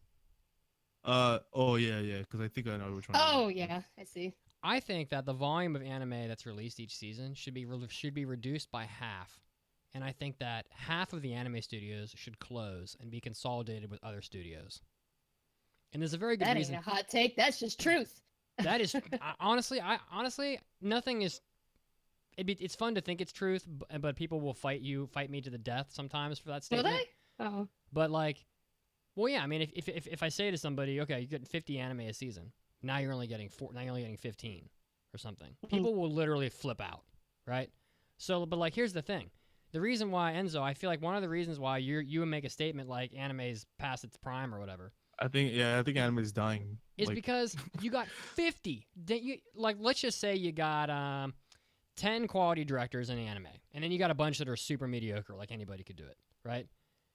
I mean, you don't have enough directors, you don't have enough talent to make all the anime that are coming out. So of course, 30 of the shows have somebody who's not really qualified, either by experience or by talent to be a director, and you don't have enough animators to make all the shows, which is why even a well-known and well-respected studio like JC Staff's putting out anime this summer season that look horrendous. I mean, so horrendous that they look like PowerPoint presentations. I mean, that should never happen, but JC Staff is stretched so damn thin with all these, because they had to make like 8 shows in 2 seasons or something ridiculous, that they don't have the manpower for it. So yeah, of course the anime are going to suck. You got mediocre directors, you got literally a cat and a dog that's out in a garage and animating it. You got like the little paws are trying to like draw the keyframes, and they just can't do it. They don't have thumbs. It's Adorable. ridiculous. So yeah, of course anime is gonna suck. There's not enough people. There's 240 friggin' anime a year. It's insanity. Back in the day, it was like 40. Now it's 240. That's a lot. Yeah, I mean, what I worry about with that, because I agree more than I don't, but my worry is that we get just 40 shonen because they make money, and that's it. I mean, Pretty much But- half the anime that come out now are shonen anyway. Right. That's what I mean. Like if obviously I have no statistical evidence of this forecast, but like I feel like if companies only could put out like 1 or 2 a year, it's gonna be money makers and not like artistic ventures, which sucks. Which is business, and I get it. But That sucks. But I also think that like I feel like there's got to be like a better, and I don't want the production committee type thing, but like there's got to be a better filter for like what gets made in Japan or for anime. But then again, like what we like is not the same as what Japan likes, because obviously these shows that we consider trash keep coming out for a reason. But I don't know. I mean, I'm with you. I just think that like there comes a point where you literally don't have the capacity to make the anime anymore. Like here's an example. Backstreet Girls, right? It's a JC Staff anime. Mhm. We all look at JC Staff and we're like, it's a pretty good studio. They have a lot of shows that look nice. I mean, isn't Your Lie in April JC Staff? I'm pretty sure it is. What's up? Your Lie in April is made by it's A1 Pictures. Is so I that was wrong there. IG? But Is like that IG? I don't even know. But JC Staff's done a lot of good anime, like that look nice and they're respected. But then like here's a studio that's stretched so thin that they literally put an anime out that isn't animated. It's an embarrassment. So yeah, is anime Is past it really not animated? I haven't tried that. Dude, show. it is beyond shock. It's beyond shocking. It looks like they literally colored the manga and just slapped the images and put little lip that's flaps. sad. I'm not even exaggerating. That is, I know I'm Because hyper. I think they're taking over One Punch Man second season, so that's sad. Listen, I know I'm Oh, no. I know I'm hyperbolic. Everyone knows that. I am not being hyperbolic right now. That is literally what it is. Like you could probably do a drinking game Oof. with liquor every time something's animated and take a shot every time and you wouldn't be drunk at the end. Damn. So yeah. That's so sad to hear. I don't really disagree with your hot take. I mean, I think anime was at its best back about 15 years ago. The chat seems to agree that it's probably not a hot take anymore. That's Yeah, just, I think everyone thinks It's that. just that every anime fan that cares about artistry is just like, yeah, this shit's dead. Yeah, but I think it is a hot take because like if people listening and watching live are the most hardcore fans we've got, right? This is true. And a lot of them are doing their own podcasts and stuff like that, and they all have their own opinions and they have educated opinions. But if you go to like an anime con and you go, "Oh, we're going to take away half the anime every year." They will flip a shit. You'll have a riot. You have an anime riot. They'll be beating you to death with like yaoi paddles. Oh man, can we take pictures? You just want to be beaten with a yaoi paddle, don't you?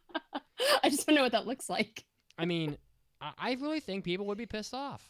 But what would it be like if, like, rather than having a crappy director but have good animators, or good animators but a crappy director, suddenly you have two or three shows a season where all the staff is high quality, and then suddenly instead of getting a bunch of crap every season, you get a Bebop twice a year, and you get a couple good sports anime. Maybe you get like a Haikyuu twice a year. I mean, that could happen. That's how it used to be. Like back in like 1998, before when only like 15 anime a year came out, Right. or 15 anime a season rather. I don't know. Someone said, hot take. Very few of these are hot takes. Oh, really? Bebop not being that good is a hot isn't a hot take. I mean, I had a real hot take, but I deleted it. Yeah, we saw. Yeah, that one. That, although an interesting topic, not for 10 years not ago, for I could have this. said that hot take, but today I can't. Yes. Today, Which you is cannot. stupid, by the way. But yeah, that's just how it is. It's It is stupid. We're all the same people in the same world we lived in 10 years ago and today. It's the same thing, but now you can't say things. But Mitz, aren't you more woke now? No, I'm not. Well, Yes, you are. I am socially. I'm pretty socially liberal, actually, but I am. Yeah, you are, bro. But I am What the fuck? financially conservative. Yeah, that's fine. Yeah. Hot take, guys. Which means Death everyone Note hates me.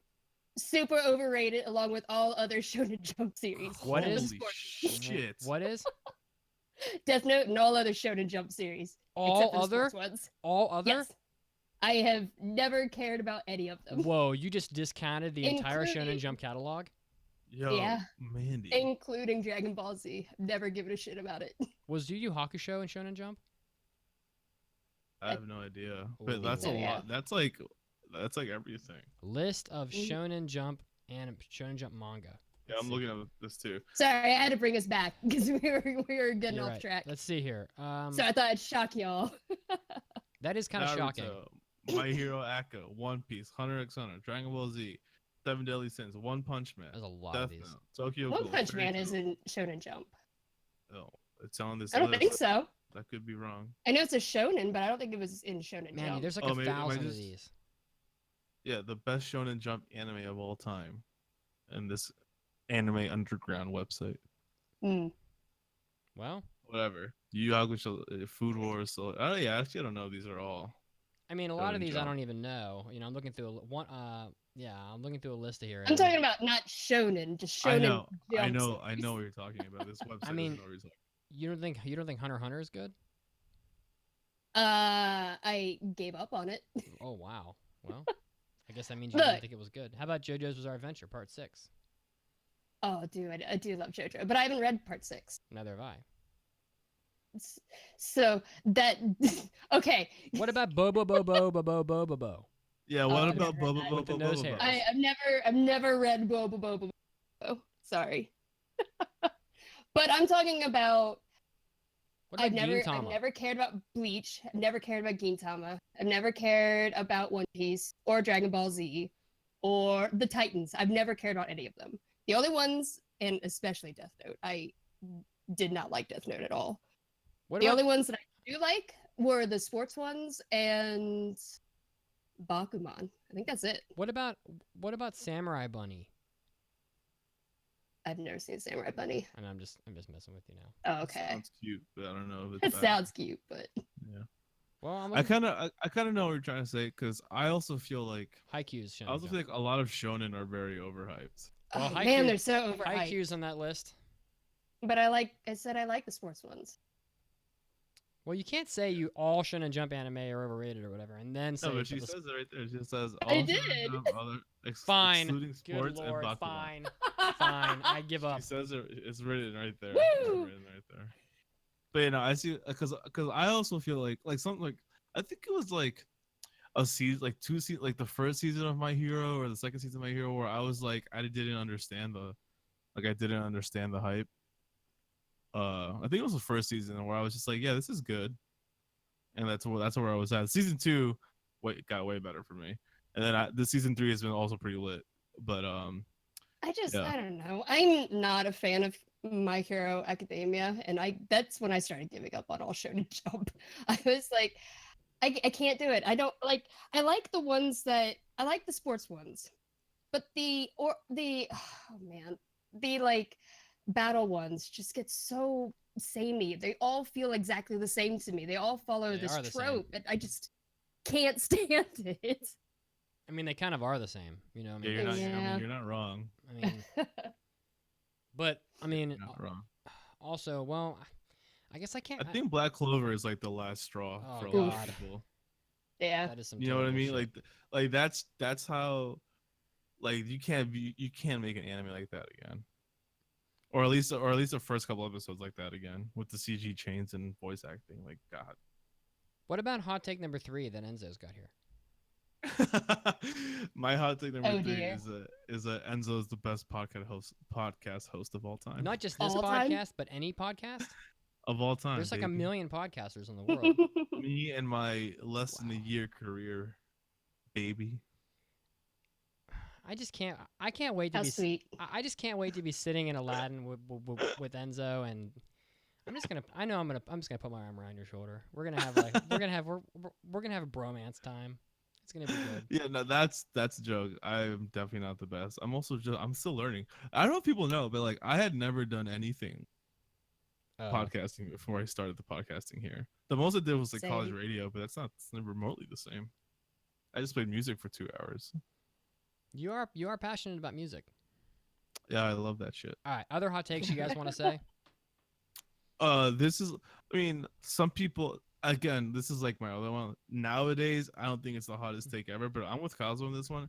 Neo Genesis Evangelion, trash. Shitburger, trash. Waste of time. That ending, fuck it. I regret the minutes I put into the damn show. I was saying had- earlier, I wanted air horns. It for had this. so much. It had so much potential. God damn it. I don't think anybody listening to this will disagree with you because we have our audience Right. is kind of Our woke. audience is probably on my side, but to the general Ava fanboys and I'll flip Asuka a shit. fanboys out there in the world, like, I'm Dude, sorry, but that show is trash. It's a cult, man. They believe all that shit. They believe it. I know. I know. That last girl I was with, she literally bought into every single little thing that Evangelion is supposed to be about. And I didn't dare to mention that the creator himself said it was all bullshit, because like that would just cause a massive fight. That's like undermining someone's religion. Like that's how rabid the fandom is for Evangelion. You can't mess with those people. They'll stab you in your sleep. I wanted to live. I like those YouTube videos that are just like, oh, the ending of Evangelion explained. I'm just like, shut up. Like, there's nothing to explain. It's the director was jerking off and then that came out. Like that's what the ending Wow. of NG is. Kind of like Shinji. Kind of Oh, like no. Shinji. Yeah, just like Shinji. Ugh, God Can I do damn another it. one that's popular Yeah. that I think is Go hot ahead. trash? Rip on anime. Let's do it.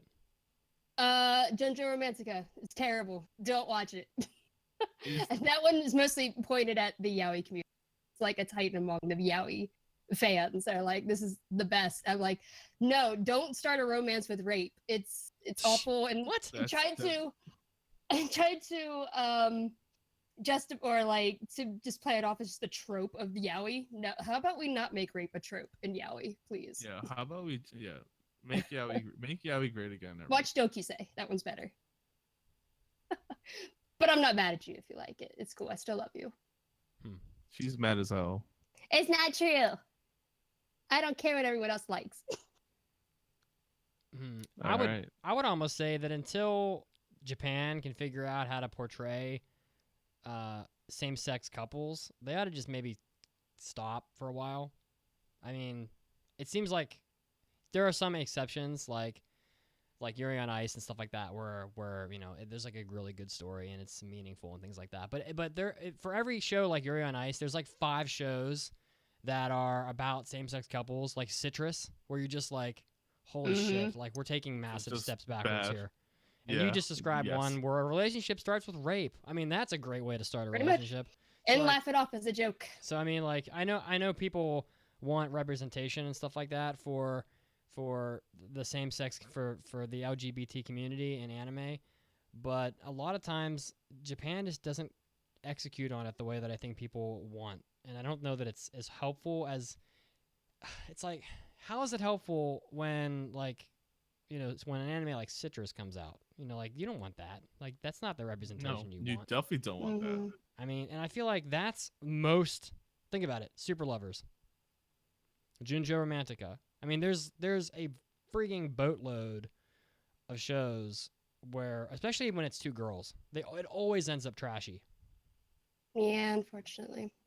There was another one. There's some good ones out there, though. There are some, like Horo Musuko and Maria Watches Over Us. Like some of these shows are good, but like Japan is, I don't know. You could almost make the hot take that they ought to just pump their brakes on it for like 5 or 6 years until they figure it out.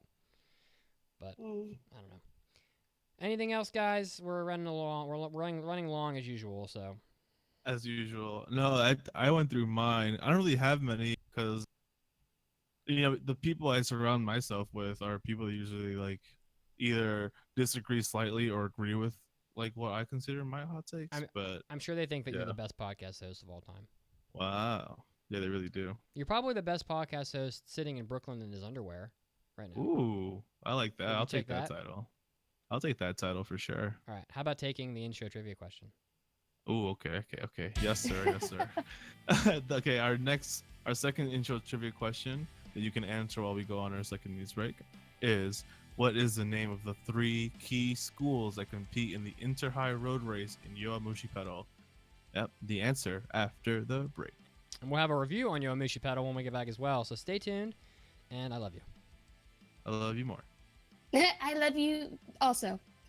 Damn. Enzi, Yes. I'm gonna feed you ramen when I'm in New York. Yes, please. I'm hungry.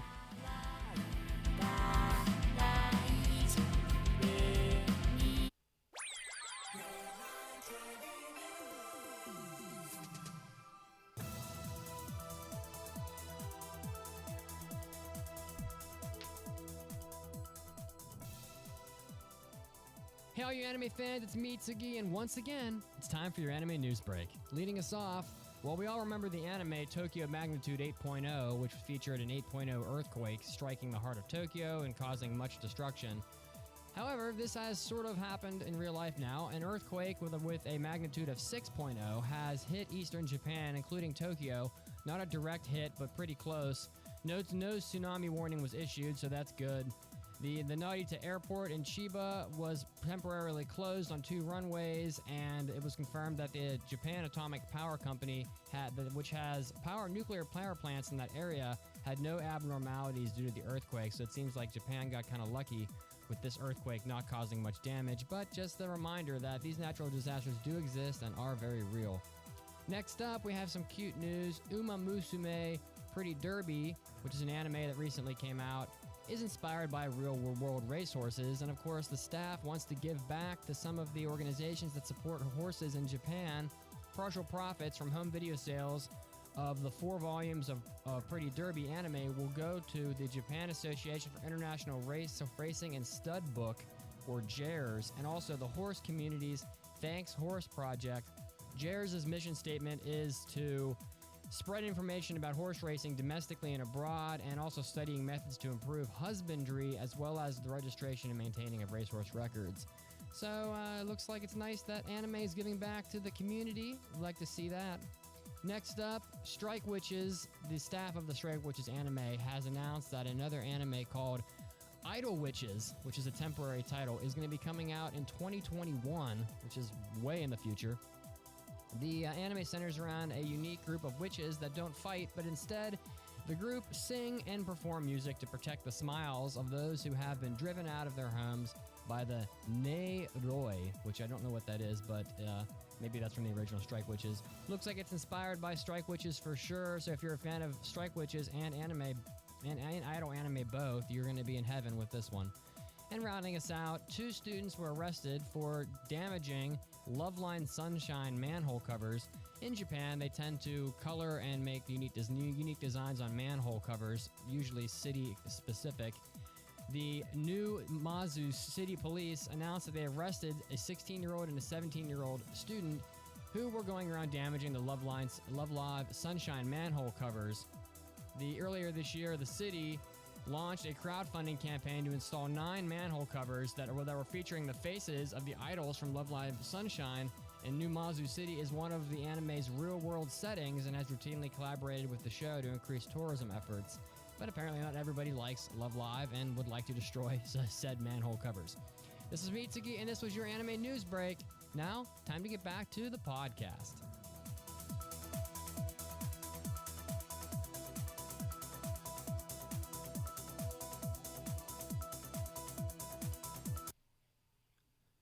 Mitsugi, where are you?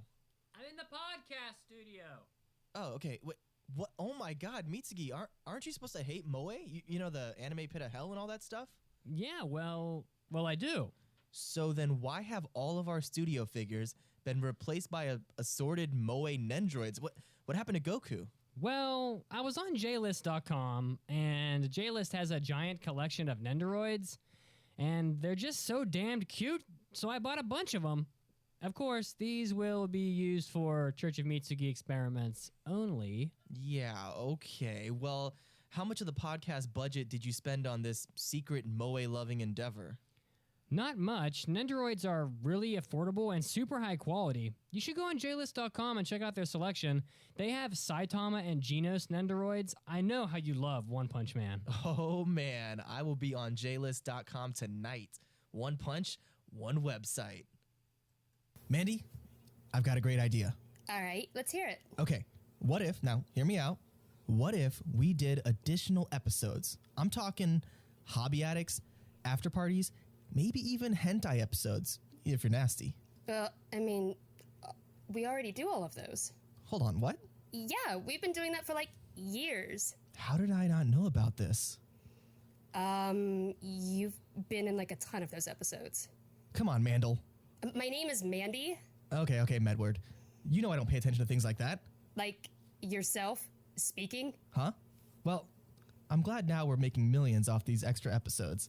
Actually, they're only like a couple bucks a month. Wait, what? Yeah, if you go to AAAPodcast.com/join, you can sign up to get access to all of our extra podcast goodness for just a few bucks a month. Whoa, that is a steal. All right, so where do I go to sign up? I just told you. AAAPodcast.com/join. And besides, you're in those episodes. Huh? Just go to AAAPodcast.com/join already.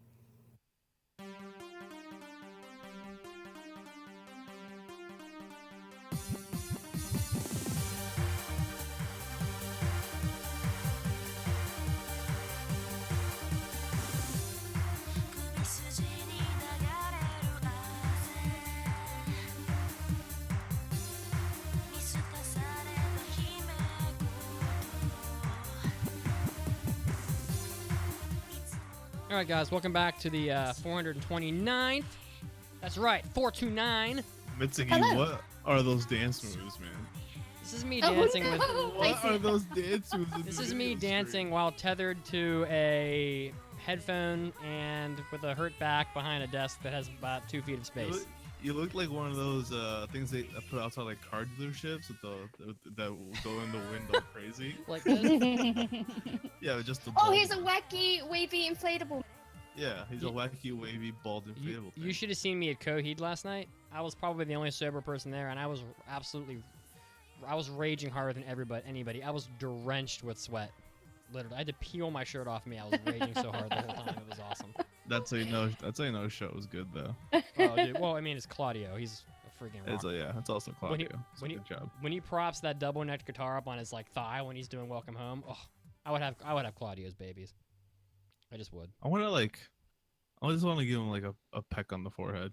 He looks. Just say By the way, thank you. You know? I know it's off topic, but he looks old for 40. Real old. Yeah, well, he's probably been touring for so long, and he probably doesn't eat like the diet that you do when you're touring is literal shit. However, they're also bands with money, so I'm hoping it's not the case. Isn't but- he still a really pretty big dude? Also, Big? Like fat? Isn't he? he's- am I Fat thinking guy? somebody else? No, he's not really No. overweight. No, isn't he like super tall though? No. He's tall, but he's Is he? not big. No, he's not fat. He's a normal sized person as far as I can tell. Yeah. I don't know. I'll look it whatever. up. Do it. I don't remember. I thought I remember him being a big dude. Yeah, do a research. Do a Google. Yeah, do a goog. All I know Anyway. all I know is that guy knows how to write some song lyrics. He's like a genius at that. All right, so Well, that's what it is. His hair is weighing oh, down. his hair is massive. All right, so since this is your moment to be the best podcaster ever, which I agree, by the way. Yeah, this is me being the best podcaster ever. So if you Did we do Um, our trivia question though? we're gonna That's do, what I'm we're about gonna to do that right do. now, and Oh, sorry. I want Enzo to read this intro trivia question and the answer as if he was auditioning to be the best podcaster ever. You have my one. God. You have 1 moment to do this. Well, it depends. This is what kind of vibes do I want? Am I being like a talk show host podcaster? Or, Sure. Talk show Okay. host. Let's do it. All right. Welcome back to the AA podcast, and now we're gonna go over our initial trivia question, of which you should have answered during our news break. The question was as follows: what is the name of the 3 key schools that compete in the Inter-High Road Race in Yowamushi Pedal? Anyone know? I know what it is. The answer. But just watch this. The answer Same. is Sohoku, Hakone, and Kyoto Fushimi. And on a side note, the Oh school my in God. I slam hate myself. the school in slam Oh. dunk is Shohoku, which is almost identical. Nice school. Oh, really? Yeah. Interesting. Oh, I hate the way. I don't ever want to be that persona. Holy shit.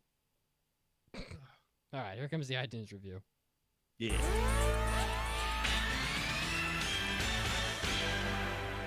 It's time for iTunes review. Okay. This one's coming from Queen Inoue, and she writes, "True anime addict. What kind of voice should I do this one in?" Give me your best talk show host. No, do a sportscaster. Yeah, sportscaster. Like you're Good. casting the World Cup. Oh my god. You can do it. You can do it. We believe. I've been listening for a few months, and now he's going down the field on the right side of the midfield. He shoots wide left. Okay, and when I wake up in time and I tune in on YouTube, when you guys are on, and he's so on target, and the goalkeeper makes a save. Oh my god. You guys are awesome. The episodes you have are just the right balance and always fun to listen. Keep up the good work.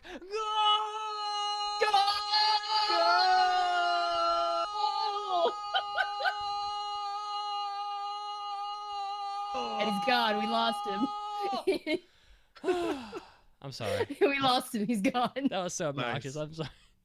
That was great. How does Japan lose that Belgium game, by the way?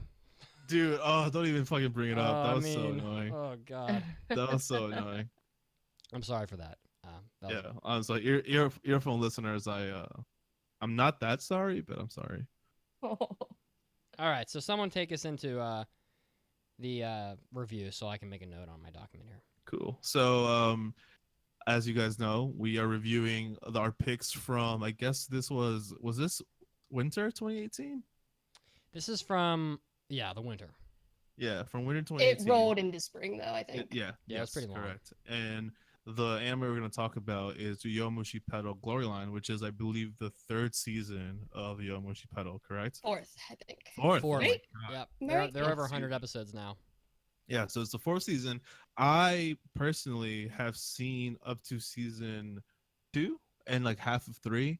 At first, I really liked it. I haven't watched a lot of this new one, I will admit, but I'm interested to see what you guys are going to say, because from what I remember, they were already testing the lines of what the hell bike riding is in Japan. And sometimes it was a lot of fun. I remember really rooting for Sohoku. So Man, good luck. so what can you tell me about what's going on with the teams in this 4th season? What is the glory line, everyone? Can I start off by admitting that this is my introduction to the AAAPodcast series? Wow. I have never seen the other ones, but I also watch this one because it's cool if you want to ignore my opinion on this, because I know that I haven't seen the others. But I have another hot take. Okay. Kazuo has been absent simply because he wanted to make sure he would not have to do this review of Yowamushi Pedal. And so he's been waiting until we do this review, and he'll probably be back next week now that we've done Yowamushi Pedal, because I'm sure he did not want to watch this. That's so true. He probably took the count. He was like, okay. He my hates this return shit. date after this. Yeah, like I knew that I wasn't gonna have enough time to binge all of it, because, like you said, there's over 100 episodes. I was like, I don't have enough time for this. But I did watch all of this one. I'm impressed, actually. I've spoken to a few other ladies who are very big fans of the first couple seasons, so they kind of helped me fill in the missing pieces, like answer questions that I had. So I know of stuff that happened in past seasons. But everything that I say on this is only off this season. And so if you want to ignore my opinion, I'm fine with that. Spoiler, I was not a big fan of this one. But, I'm only basing off this season, and it's completely possible that I would like the other ones. So I don't know. So, for those of you that are following Yowamushi Pedal throughout its existence, at the end of season 2, the seniors graduate and they move on. And so season 3 is called New Generation, because the freshmen, the whole team was mostly freshmen and seniors. And when the freshmen move up to be second years, a couple guys can move up to be seniors, and then they get some new dudes, some new blood in the freshmen. But it's called New Generation because, it's out with the old and with the new. Pretty much the entire New Generation and Glory Line are pretty much the same. They run right into each other. And Yowamushi Pedal is not done, by the way. So there's definitely going to be another season. But yeah, the entire New Generation and Glory Line, they're a lot like the first 2 seasons, where they exist to be about the big bicycle race, the Inter-High bicycle race. And this second season of Glory Line picks up in the middle of the bicycle race because they don't finish it in that third season. And so the whole anime is pretty much they're racing pretty much the whole time, I would say. And they don't finish the race at the end of Glory Line, so there's definitely going to be another season. What? Yep. Well, they didn't finish the race in A New Generation either. So they started the race with New Generation. And, That's the first thing that bothered me. and then they continued into Glory Line, and they will continue it into season 5 whenever that comes out. I'm gonna guess it's winter. I don't know. Yeah, this might just be a personal preference. I don't know if I really call it a critique, but I personally hate it when anime start like something right in the middle of a like a match or something. Like they did this in Food Wars too, I think, and that one I did watch everything up to that point. How about And I think it's just a personal preference, but I'd rather them slowly start me back into it and get me back in the groove. And especially for this being my introduction to the series, it was very confusing for me at first because I was like, but you know, it's my fault for not having seen them. I'll admit that. But I mean, still, even if I had seen them, I think that would still bother me. I'd be like, why do we have to start right in the middle of the match? Like they're in the race, like racing as like episode 1. I mean, you can't watch everything, but yeah. So there's new people on every team. The 3 main teams are Kyoto Fushimi, which are basically the bad guys. Demon Child team. Yeah, Demon team. Hakone, which is the rival. It's basically another good guy team, but they're the rivals of Sohoku, which is the team that you follow for most of the show. And it's more of the same. I mean, really, it is. The only real difference I'd say is that it keeps getting more and more absurd. And even as a person who really, really enjoyed the first 2 seasons of Yowamushi Pedal like a lot, and even enjoyed the 3rd season quite a bit, they're starting to jump the shark. And they're jumping the shark like on an episode-to-episode basis. Like every episode they jump the shark. Like there's stuff that happens that... So it's like a lot of sports anime, they become like super powered. Like in Kuroko no Basket, I feel like at the beginning of Kuroko no Basket, they were a little more down to earth. And then by the end of like the second season, they were just draining 3-pointers from anywhere on the court with 100% accuracy. You know, guys can like fly. They're like copying each other's moves perfectly. We're looking at it once. They're like Mozart, except they're Mozart, except they're like, you know, doing basketball techniques. His name is Kisei. Oh boy, hot take. Kuroko no Basket is no. I'm just kidding. And a lot of other sports anime, like Prince of Tennis, they're shooting like 40 shots at once with a racket. I mean, it's ridiculous.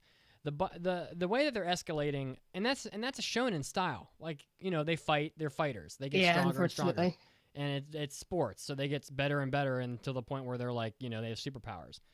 Yowamushi Pedal, they haven't really advanced. They've advanced their bicycling ability a little bit, but what they're really doing is they're exaggerating how absurd the characters are. Like the characters are becoming really absurd, and so that's why the characters in Glory Line look so ridiculous. Like Mito Tsuji is more ridiculous than ever. The one who ruined this entire show for me. And he has, like, Kazuo would have lost his damn mind because he hated Mito. Oh, yeah. He hated Mito Tsuji back in season 1 when he was. I've also never liked Mito Tsuji. That dude, like, I get it. Like, I know you need him in the show, but like, can you like not make him like that creepy? Like, I was so shocked he's been in it since season 1 because I was expressing this to the other people I was talking to about it. I was like, I really hate this guy, and they're like, yeah, he's been in it since season 1. I'm like, what? I hate him with a passion. But apparently he's really popular in Japan. Yeah, I mean, he's had good moments in the show. Like he's had good. Like I remember there being some scenes where I'm just like, oh, like this guy, like he's not a terrible dude. He's a good villain. He's a good villain, but they just made him so creepy. Like if they didn't make him so creepy, he'd be such a good character. I don't know. I mean, it used to be that Mito Tsuji would just like stick his tongue out and like crash his teeth together and make like, you know, the snappy noise with his teeth, and he'd like turn his head sideways and be creepy. Now he literally like metamorphizes into like a grasshopper. Where like what? Yeah. Wait, what? He has transformations. Yeah, he has transformations now. What? Like you'll- He grows wings. yeah, so like when he's road racing against like because it seems like in Glory Line, What are you talking can- about? He transforms. in Yowamushi Pedal, each race has multiple. The races have multiple days, and every day has multiple stages. So like on day one, there's a stage where like the finish line is on flat land, so it's like for sprinters, people who just race as fast as they can. Right. Then there's like the stage that's the mountain stage, where it's at the top of a mountain, and it's whoever can climb the mountain the best. For climbers, right? Right, and every racer has like their own thing that they're good at. So there's people that are climbers, the people that are sprinters, etc. Then you have like the finish line, and that's the third stage, right? Well, so every single line, quote unquote, that they approach always ends up being like a three-man race in Yowamushi Pedal, and it's always Kyoto Fushimi, Hakone, and Sohoku that are racing for the sprinting and the mountain climber or whatever. And Fumito Tsuji is always in that mix. Always. And so like when they're doing the sprint or whatever, when he needs to get more power, he used to just act crazy, and he would like, he always did the thing where he would like, his legs muscles would get bigger and whatnot, but he does like the Rock Lee thing where he takes the binding off his legs and his leg muscles go and they're like Yeah. bigger. But now, LOL. he like leans way over his handlebars. His neck kind of extends, and he like becomes very like grotesque looking. And whether I don't know if it's actually him turning into a grasshopper or if it's just they're making him look like one for the viewer, like just to have the visual of what he's the trying to people be. on the sidelines saw it. They're like, "Oh, what was that? What is that weird thing coming out of his back?" Okay, They so saw yeah, it. so he literally turns into a grasshopper. Like he grows wings and shit. I think, and Weird. there's characters that are so obsessed with muscles that they're like basically at orgasm Abu. while they're riding. Another reason, Abu- another Abu. one ruined it for me. Ugh. Yeah, The that guy's abs pretty guy? ridiculous. No. That guy's cool. I'm talking about the other one, blue hair. Abu guy is cool. I like the Abu It's guy. He Abua. was cool. Now it's Abua. Abua. He had an A on Yeah, there. Abua, he's got Abua. Frank and Andy. Frank Andy, and- I Furenku. like that guy. Andy to Furenku. No, Kishigami was the one that ruined for. Ugh. Oh, I'll say my stuff on him later. deal? What? What's that? What's that, sexually Andy? harassing people. Like his pecs talk to him. He's nuts. But it's more of the same. It's just become more ridiculous. Like, and not only because things like that happen, but because of how dramatic they make it. There are scenes and how they stretch things out. So there are moments where they're going 40 miles an hour on these bikes, right? And 100 meters should take about I don't even know 5 seconds. minutes. 100 meters or 40 miles an I hour? don't know. That would was take like a 8 very seconds. ignorant answer. It would take 8 seconds, right? I'm just Yeah. guessing 8 seconds, and it certainly wouldn't take more than 20 seconds. And they'll make that like 100 meters last 3 episodes, and Oh yeah, I remember that in season 2 they did the same shit when they won, right? They made that last forever. yeah, I mean, and I got a little not sober one night. I was watching Yowamushi Pedal, and you think differently when you're like that. And I have some of my most like in-depth thoughts, and I'm like, this show has turned into a show where all they do is scream all the time at each other. Oh, your favorite. They just scream constantly, and they basically don't do anything. Like they just they're racing for like the finish line, the last 200 meters or whatever, and one guy will scream, then the next guy will scream, then the next guy will scream, and then the first guy like digs deep and finds more power and he pulls ahead. Then the second guy screams and he catches up. Then the third guy screams and he catches up, and that's kind of like how the races seem to play out. So like in the first Right. couple of seasons of Yowamushi Pedal, there was cool shit like Onoda crashed his bicycle in the first Right. race, and he had to like ride on in the gutter basically to catch up, and I thought that was super cool. Or the big guy fell behind and he helped pull the big guy back up the hill and helped him catch up to the team by singing his Hime Hime song, right? Hime. Hime. Oh, they did that again in this one. Yeah, they do. It's not That's Onoda his doing thing. it, That's his thing. Yeah. but it's losing its luster. I think. Like I don't Yeah. I don't dislike Yowamushi Pedal. It really isn't that different than it used to be.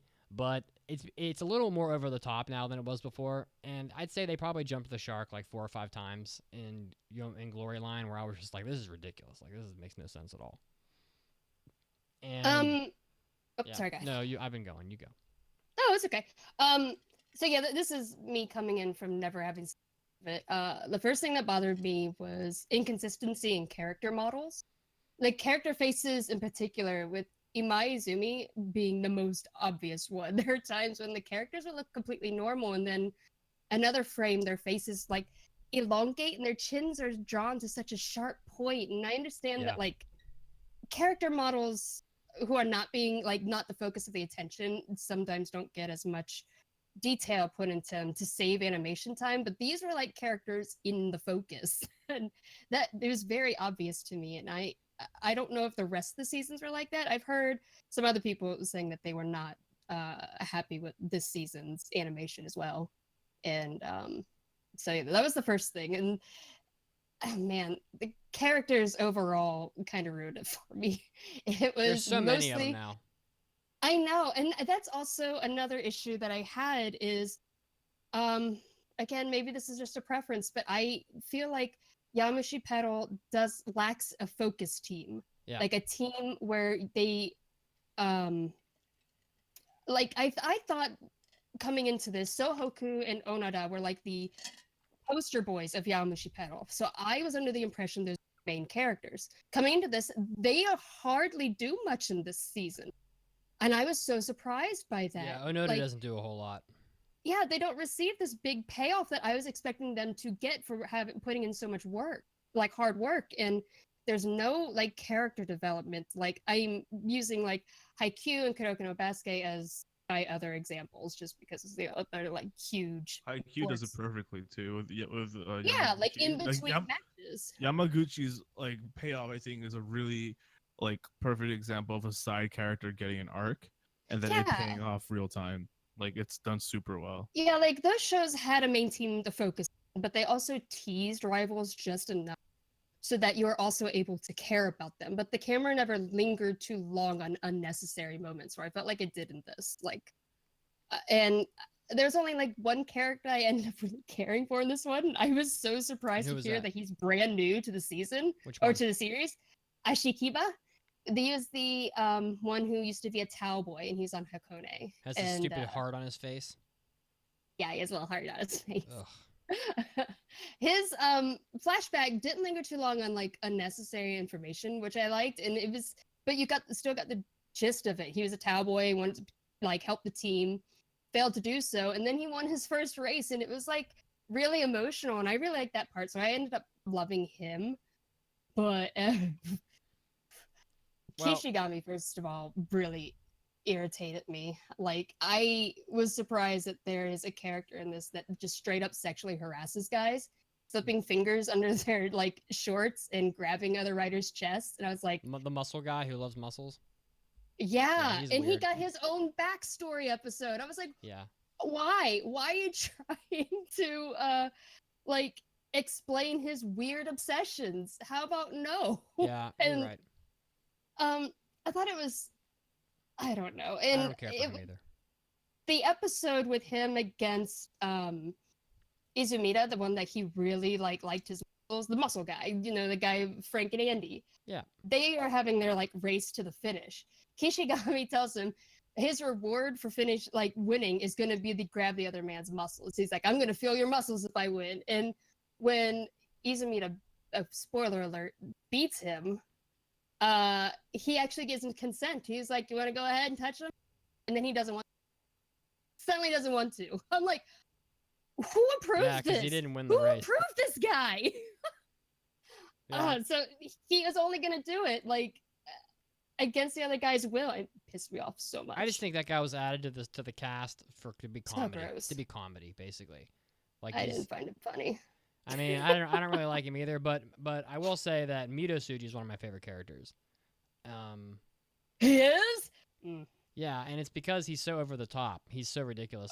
Like in his award speech, you know, where he wins over when he wins over the crowd because, you know, he won a section of the race and he's on the podium and he's talking about how, you know, he only won because the other writers are so weak and how everybody else like looks up to. I can't remember his exact speech, but it was so like unusual that everybody ended up loving Midosuji. But he's just so weird and crazy, and he actually has a decent backstory. Like he's had a He couple does. backstory episodes now. I remember his backstory being like interesting. Yeah, Or, his like, backstory is not heartfelt. bad, and it's heartfelt.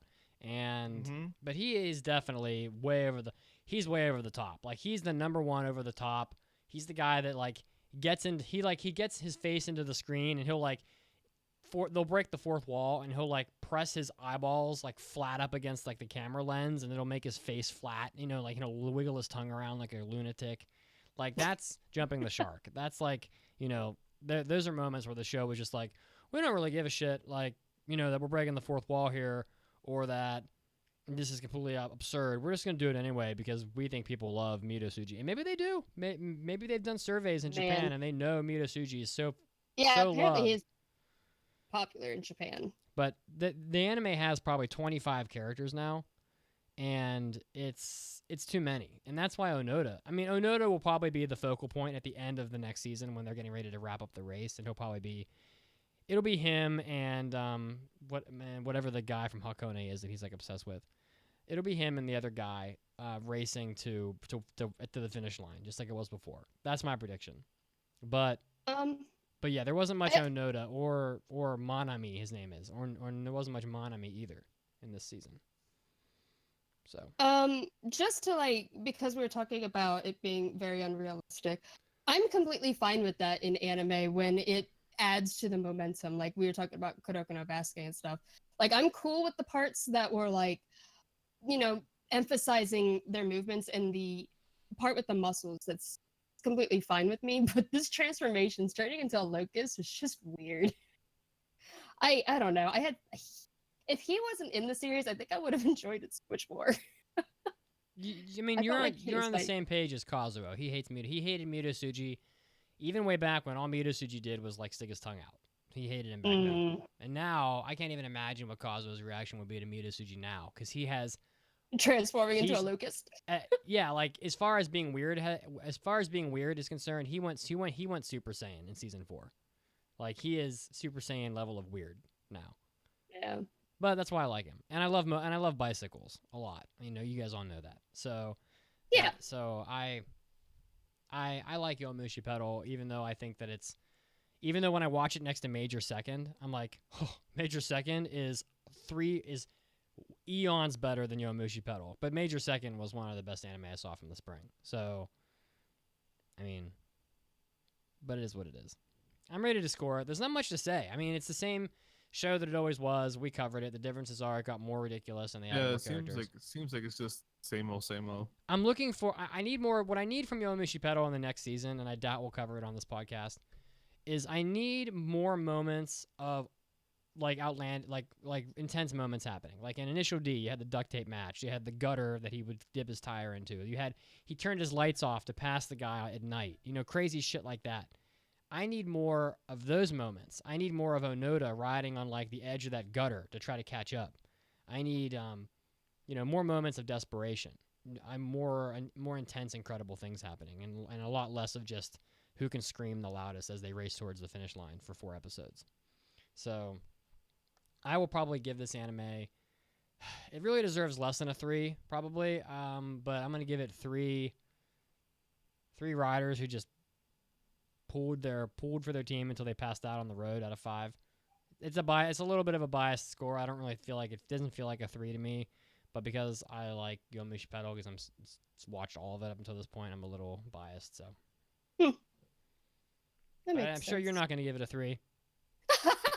I feel bad because I know I didn't see the rest of it, but yeah, this is a weird place for me to come in. It felt so lackluster. Like I've heard that that is like a common like opinion among Yaopeta fans, that they really like the first couple seasons, but now it's getting a bit too ridiculous. And I really did not like that how long they prolong stuff. The very end, they're at the finish line. It takes them 3 episodes to get to who won. I was like, why are you like filling in so much like just nonsense. I don't know. We'll talk about And it's not even the finish line. That's just the finish line for the day. yeah. It's a It's 3-day, just that 3-day one event. day. And man, they talk a lot while they're on their bicycles. I'm like, how A do you guys lot. even have air? Nope, they would never be like, able to do talk. that. Nope. They just turn around talking to each other. I'm like, you guys aren't even paying attention. Yeah, that would never fly. Like They you would never would be able run to do out of that. air I so mean, fast. yeah, I don't know. I was not a fan of the art. I was not a fan of, I mean, character designs and animation mostly, but I feel bad. Just do I what you really want. want to give this a 2 because I did enjoy it at all.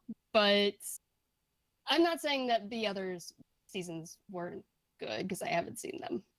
So it's very possible I would enjoy those. So you gave it a 2? Yeah, Okay, that's fine. Kazuo loves you because of that. Okay. probably. So Yowamushi Pedal gets a 2.5. I think the prior seasons got like a 3.5, so it isn't like it's that different. Shall we move on to the mailbags? Let's do it. Do it. It's time for an almighty anime mailbag. Anime.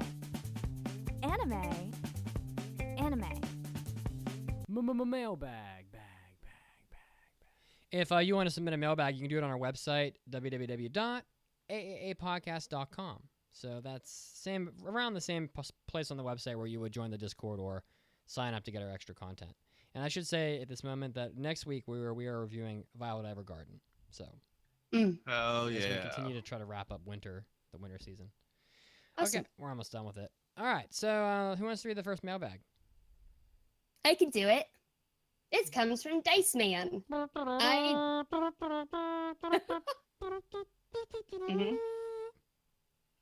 I just watched Welcome to the NHK, and the only thing they see in that show are omelets. I googled this and came up with no results. So maybe you can help me out. Why the hell do Japanese people eat so many damn omelets? They don't. They don't. They don't, but they do eat omu rice, which is like it's almost like a fried rice that they mix with certain types of spices and vegetables, and then they'll like scramble like 3 eggs like as flat as they can, and use it as like a wrap to wrap all the rice in the cooked egg, and they make like I don't even know how to. It's almost like a pocket full of rice, where the pocket itself is made out of eggs, and then they put ketchup on it. Other than that, I don't even think Japanese people eat omelets. So I've never seen a Japanese person just eating an omelet with like cheese and tomatoes in it. I don't think I've seen that. Because like our omelets, you almost always put cheese in an omelet, right?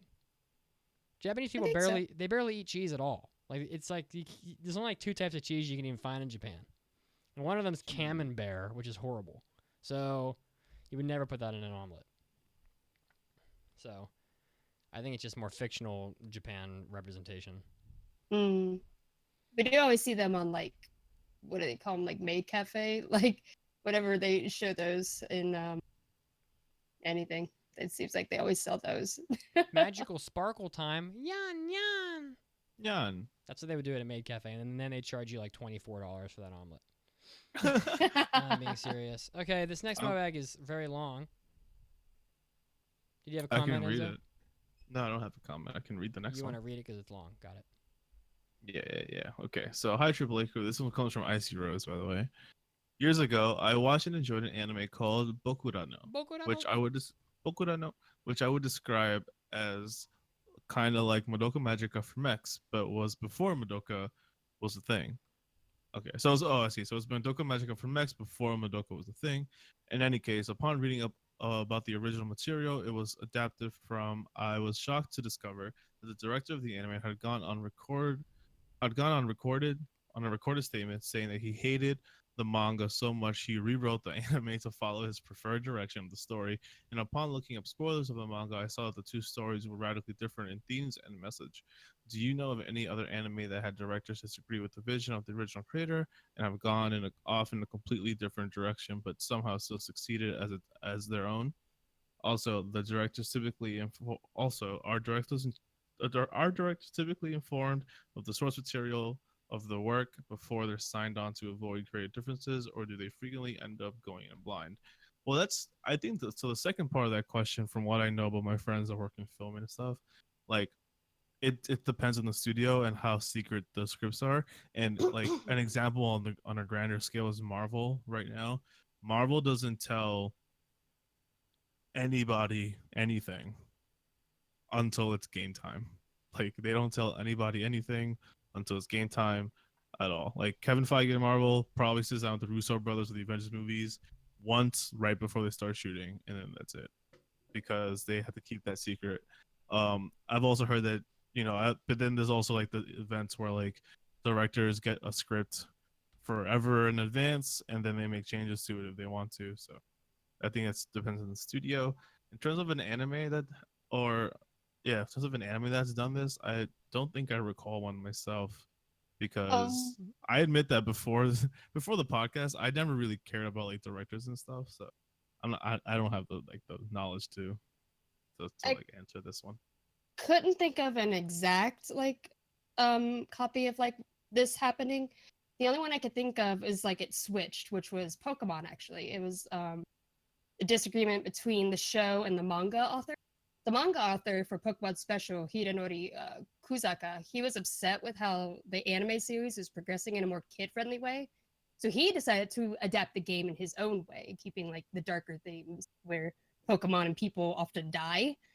So that's the only way that I could think of. But that's like backwards. It's like the manga author going off and changing stuff.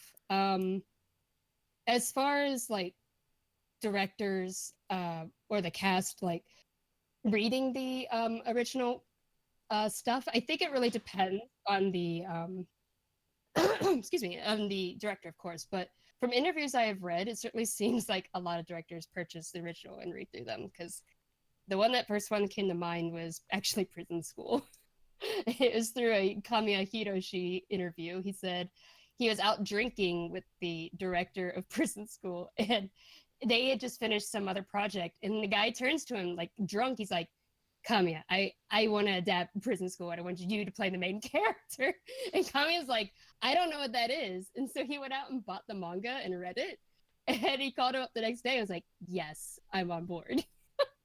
And so when they first had their first meeting, the director holds up all the mangas and he's like, did you guys read these? And they're like, yeah. He's like, good, then we all know what we're getting into. That was the only thing I could think of. I got nothing. Yeah, no, I don't really have an example for the. I wish I had an example for the question. I don't have one. All right. Next mailbag is from the great Maximus Percolay, aka Lord Percolay of Clan Percolay. What the hell? This one doesn't even have a question in it, but I'm going to read it anyway. Greetings, sexy hosts of AAAPodcast. I am the great Maximus Percolay, a.k.a. Lord Percolay of Clan Percolay. So here I was sitting, listening to the latest episode of AAAPodcast, and while I was listening, the great Mitsugi started ranting about Kekai Sensen Season 2. During this rant, I got very worried about you, dear Mitsugi. Why are you so angry? Aww. I really feel you have a great pressure inside of you, Mitsugi. You need to release this pressure. Release Mitsugi. it. When is the last time you had a really good orgasm? I really think you need to have a really good orgasm. You are so full of pressure, Mitsugi. I can recommend ladies of night in Estonia. Don't know how I know. Don't ask how I know.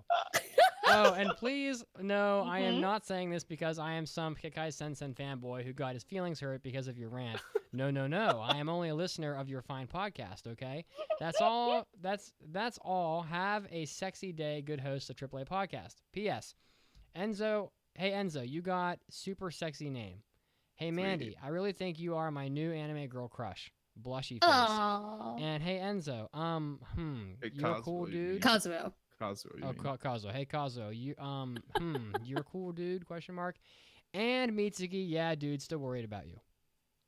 Mwah. I don't know what to say. Perkele, That was funny, though. What the hell? That was pretty funny. All right. Mitch, you gotta go orgasm. That's God. Mitsugi's had a tough last 2 years, but I'm okay. I'm not going to go into too much detail. I'm still alive. So, who wants to read the last mailbag? Yeah. So this one comes from Fio, spelled Phio. and it says, "Hey, AAA crew! I recently watched both seasons of Shihayafuru, and I'm now in a show hole that feels inescapable. It is rare that I enjoy a show so much that it lingers with me for days afterwards, making it hard to start a new show. The only other show that made me feel this way was when I first finished Clown After Story, and it took me weeks to recover from This that is so show damn hole. depressing. Holy Aw. shit. So damn true. Yeah, I was gonna say that's same. My question is, what are some anime you enjoyed so much that they lingered with you for a while, and after finishing them, wait, that you enjoyed so much that they lingered with you, and what shows would you recommend for getting out of those show holes? Thanks, and keep making my anime addiction worse. So for me, recent times, it was the Great Passage, the anime about making the dictionary. Oh yeah. I Furioama. food yeah, that one, foodie, whatever you just said. Um, it's a beautiful anime. It's really beautiful. It's like terribly good. It's like so good. And Terribly good. yeah, it's really good. It's the dialogue is really well done. The emotions are there. All the characters are great, and it when it finished, I was so happy for the characters in the anime that I felt sad that I wasn't going to be with them anymore. Um, so that's probably one right now that I could think of that you should try and watch, because it seems like you're on track for feeling the kind of feels that I feel.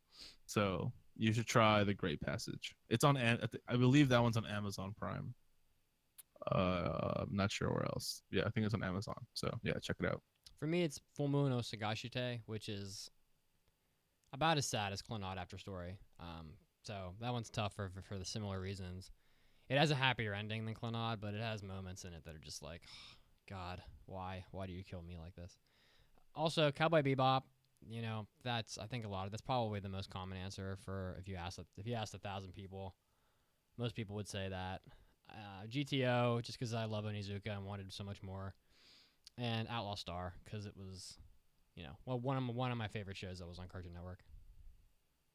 The very first anime that put a hole in me after I finished it, and this is going to go back to a previous mailbag, I think from last week, where it's like, is there an anime that you don't think is as good as it was when you first watched it?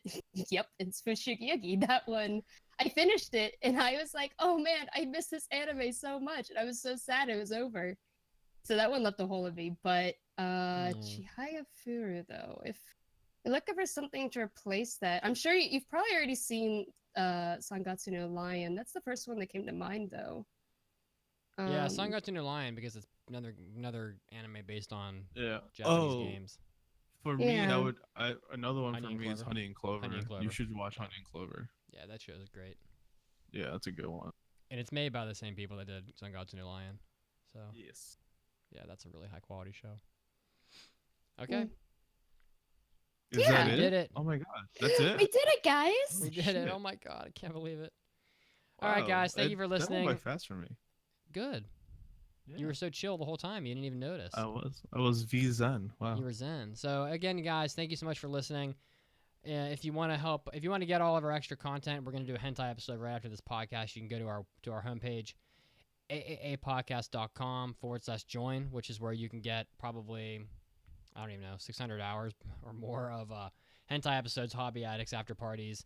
We pretty much do them all the time, so you'll have extra content to listen to every week. And of course, on there you can also get access to our Discord and write us mailbags and see what we've got coming up on the on future AAA podcast episodes.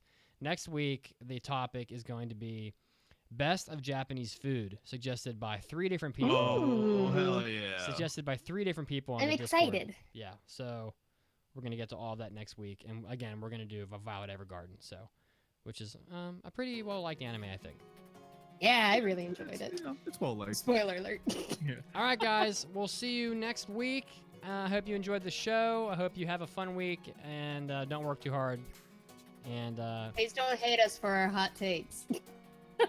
that's inevitable. But Oh, Peep. I still love you. peace out, my beautifuls. See you guys. Love you. Bye.